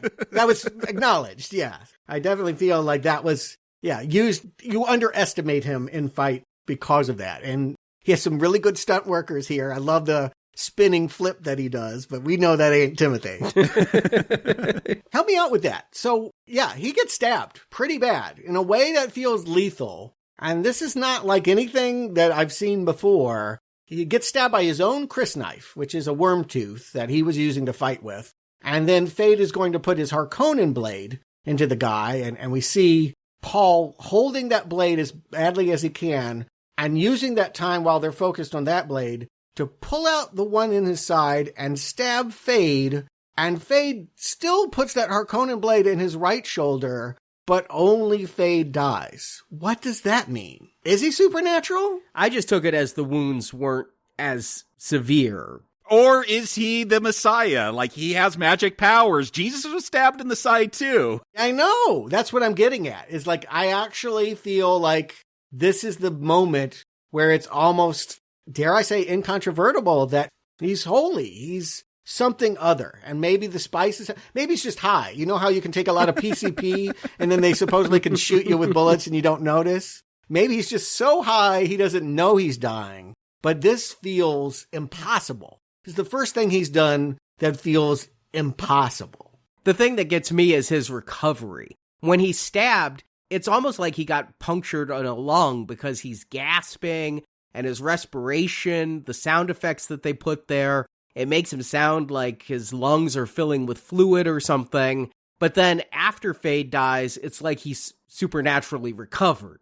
Those wounds no longer matter. Whereas I did take it as he was just not wounded as badly, but I think he wouldn't be able to immediately walk up and make people kneel before him. I'd think he'd need some medical attention before he could stand and walk so dignified. Yeah, and again, Fade was no chump that he went down from one stick. Maybe he just needed better drugs. I do like his last line. It's the same thing he said to the other Atreides guy, but it tells you he does not accept this guy as family. Paul, you fight well, Atreides. You don't fight well, cousin. He's not seeing that this is someone from his bloodline. Well, and that's a big identity crisis, I think, for Paul when he finds out he's a Harkonnen and that, like, the Harkonnens are winning because that is who he is. And yeah, this is to separate him again, to say, I guess you haven't embraced the dark side. You are an Atreides. You're still light. That's worth pointing out. What he said to his mother is the way we're going to win is by being Harkonnen, not by following my dad.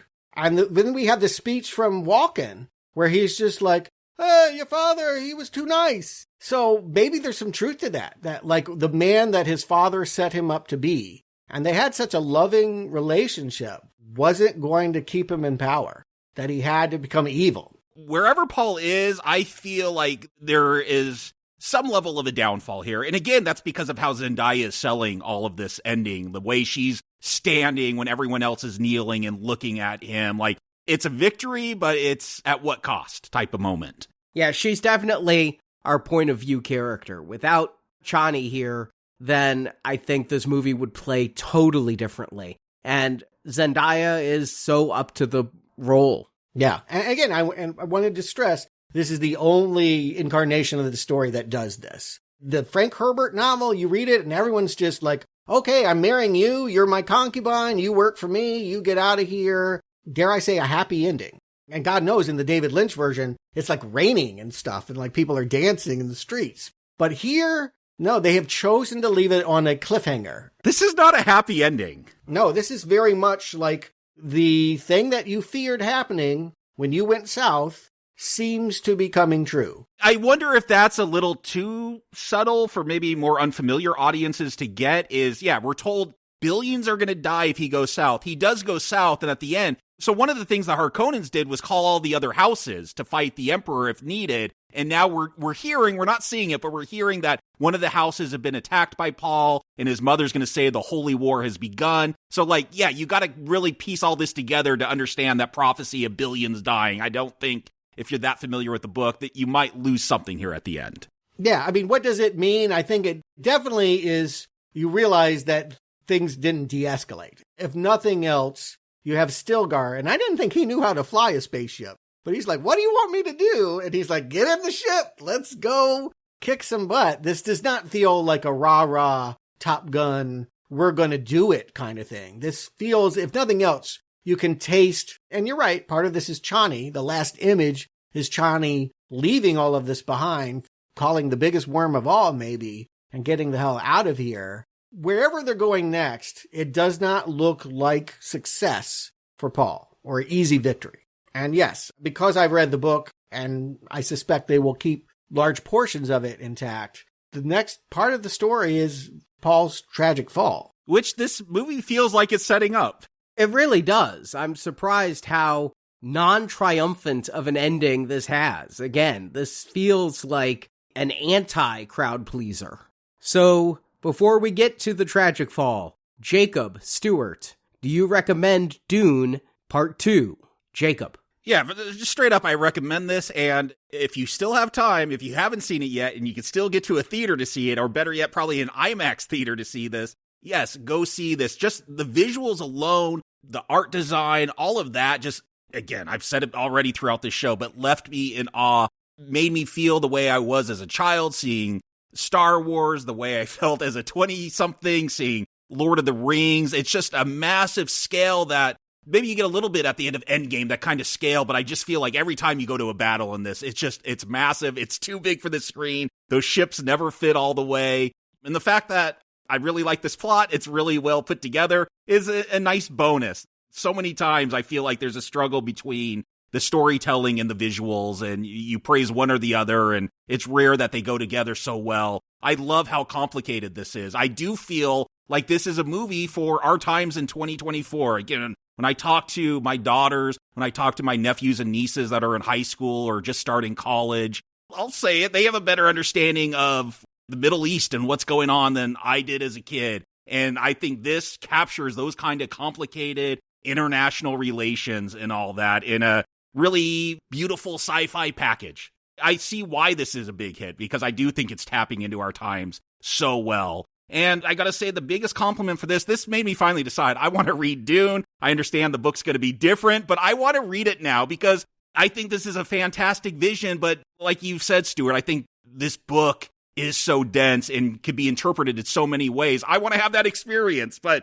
I love Villeneuve's presentation with these two Dune films. I've said with this director before, I'm always technically wowed by him, but I'm often felt cold by his films. I'm like, yeah, it's really good, but it just doesn't strike anything in me. These Dune films, and I'm talking about them together because that's how they should be experienced. But I'm so glad this part 2 really kept up that quality that the first one had. Yeah, a strong recommend. I cannot praise this film enough. Stuart. Yeah, I think it's as good an adaptation as you could hope for Hollywood making in 2024. I don't know how they could improve on it, honestly. I had reservations. Dune Part 1, we talked about it. It was a qualified recommend. I liked it, but it seemed to be lacking in a little bit of fun, personality, the weirdness, the surrealism of David Lynch. What did they replace that with? They just had a lot of work to do. There's a lot of data dumping. There's just a lot of pacing. This is the part of the story where we really get payout.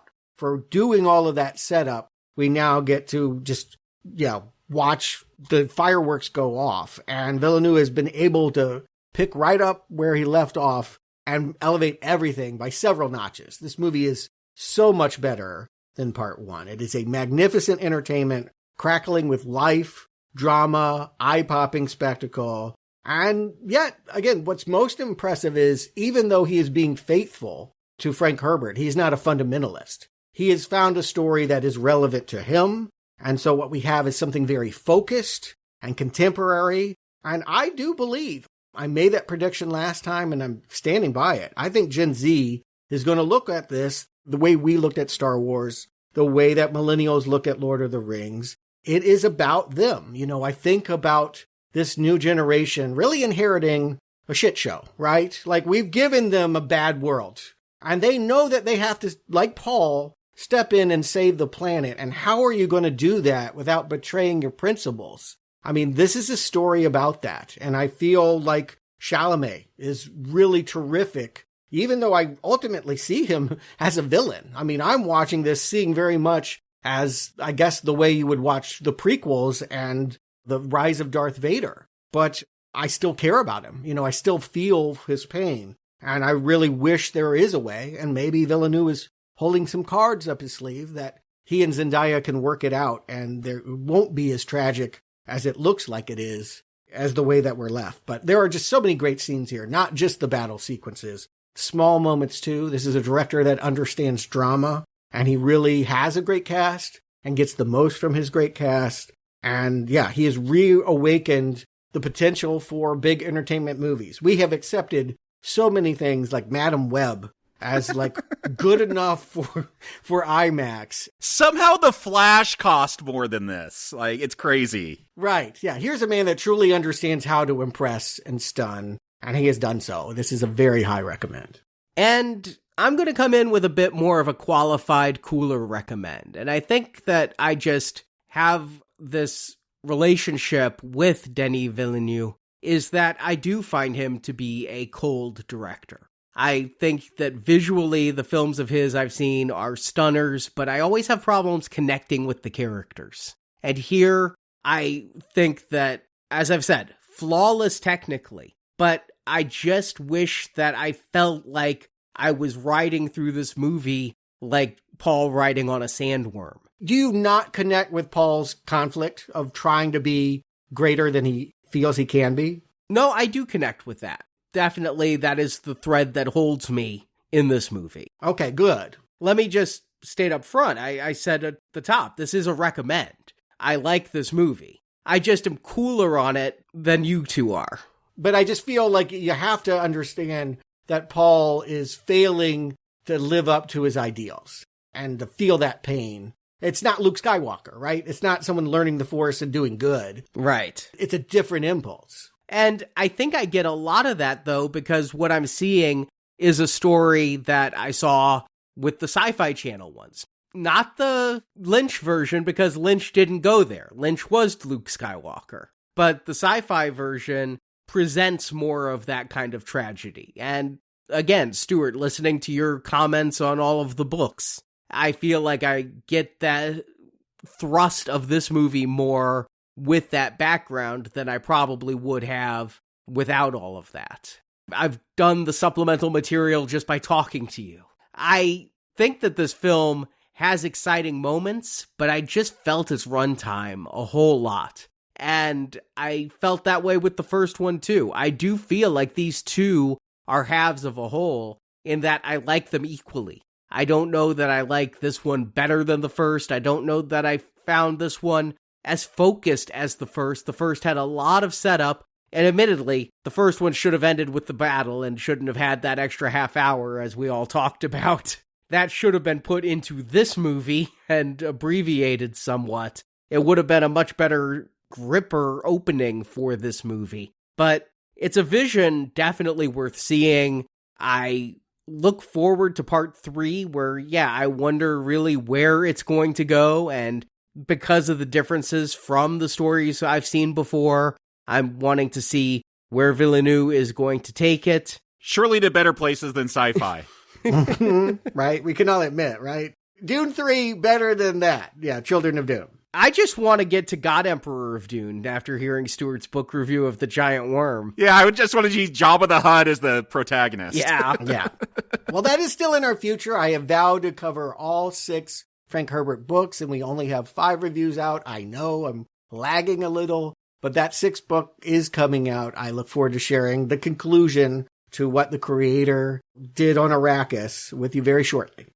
And I look forward to the sequel. To me, this is a much much better movie than last time. I was like, yeah, I like Dune. Now I'm like, no, I love this. I really want to see it through. I'm so curious. Again, he's taking chances. He's taking enough risks that I feel like it could be really something pretty special. And I'll just reiterate, I don't think Dune Messiah and Children of Dune were perfect books. So if he wants to change things and improve on them, I hope he can. And I rewatched Dune before seeing Dune 2, and I liked Dune a little bit better than I did before Dune 2. And of course, if it's a few years, I'll rewatch Dune and Dune 2 before Dune 3. And maybe I'll like Dune 2 a little bit more on a second viewing. I think there's a lot to absorb here.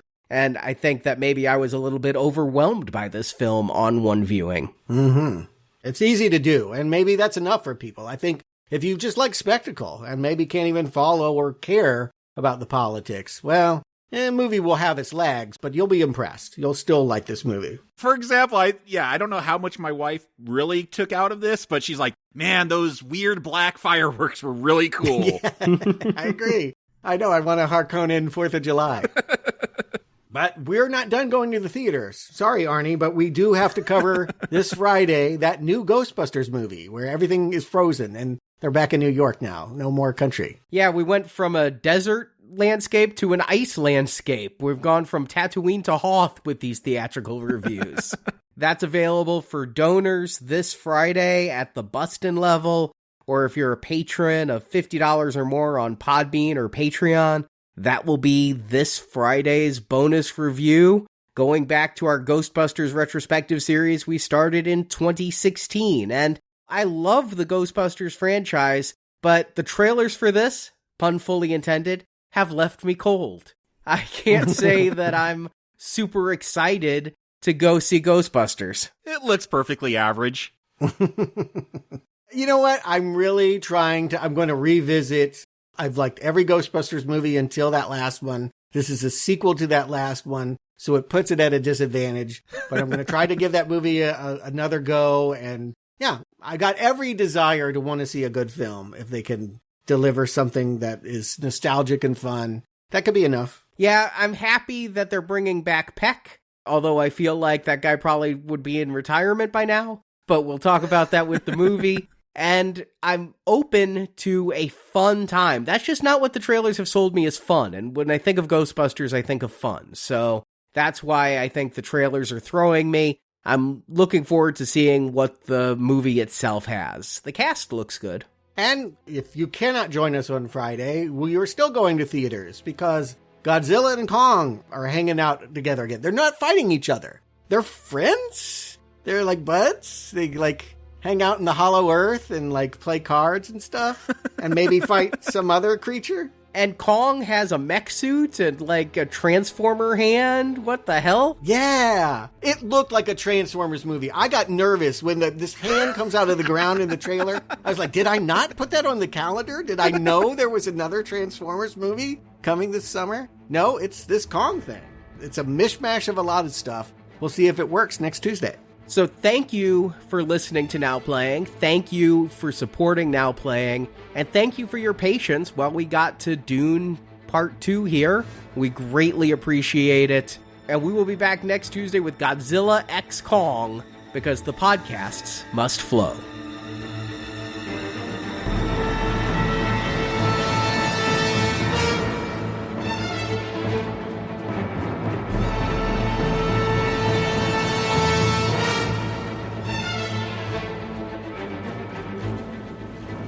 I'll miss the sea. But a person needs new experiences.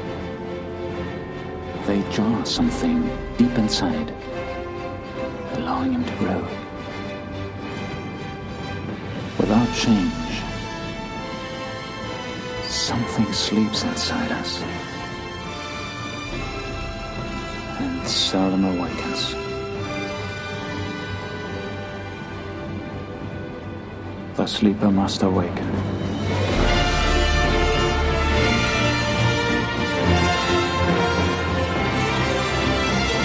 Thank you for listening to this episode of Now Playing's Dune Movie Retrospective Series, and we hope you've enjoyed the show. Will we ever have peace, Muad'Dib? We'll have victory. Come back to NowPlayingPodcast.com to hear our reviews of other films such as Blade Runner, Ocean's 11, The Shining, the James Bond films, and more. Find hundreds of movie review podcasts at NowPlayingPodcast.com and come back each week for another new movie review. This place is changing me. It's the spice. It's in the air we breathe, in the food we eat.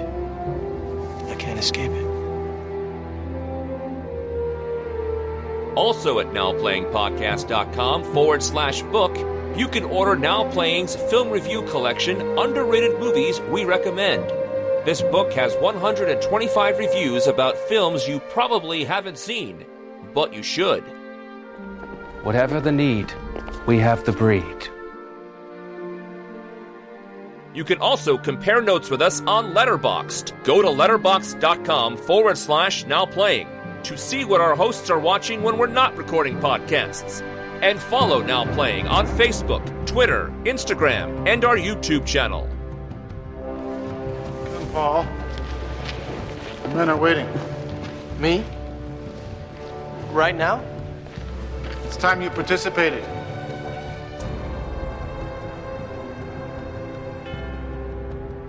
Support from listeners like you help keep Now Playing operating. The time of plots and revenge is coming to an end. You can find a link to donate using PayPal at the bottom of our website, NowPlayingPodcast.com. Health and long life are the gifts of the spice.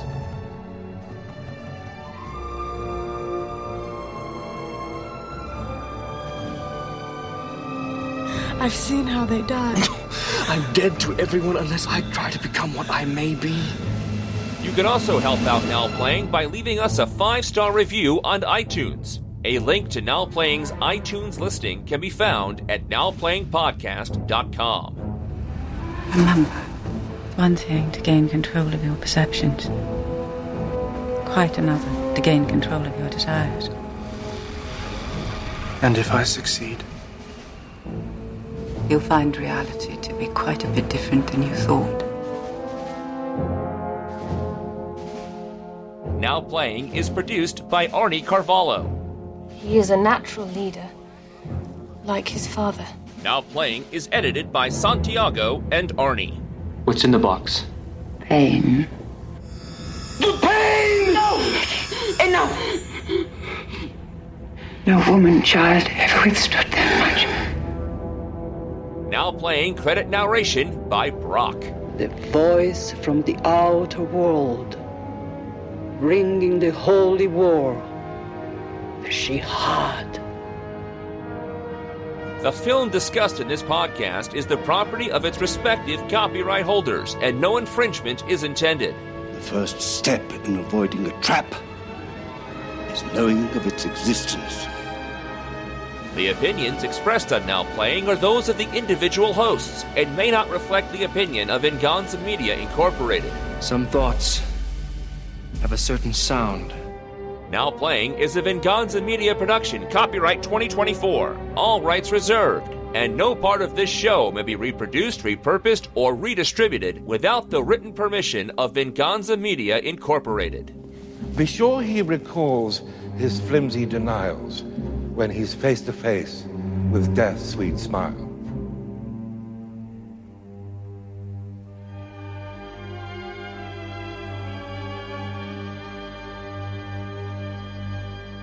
The saga of Dune is far from over.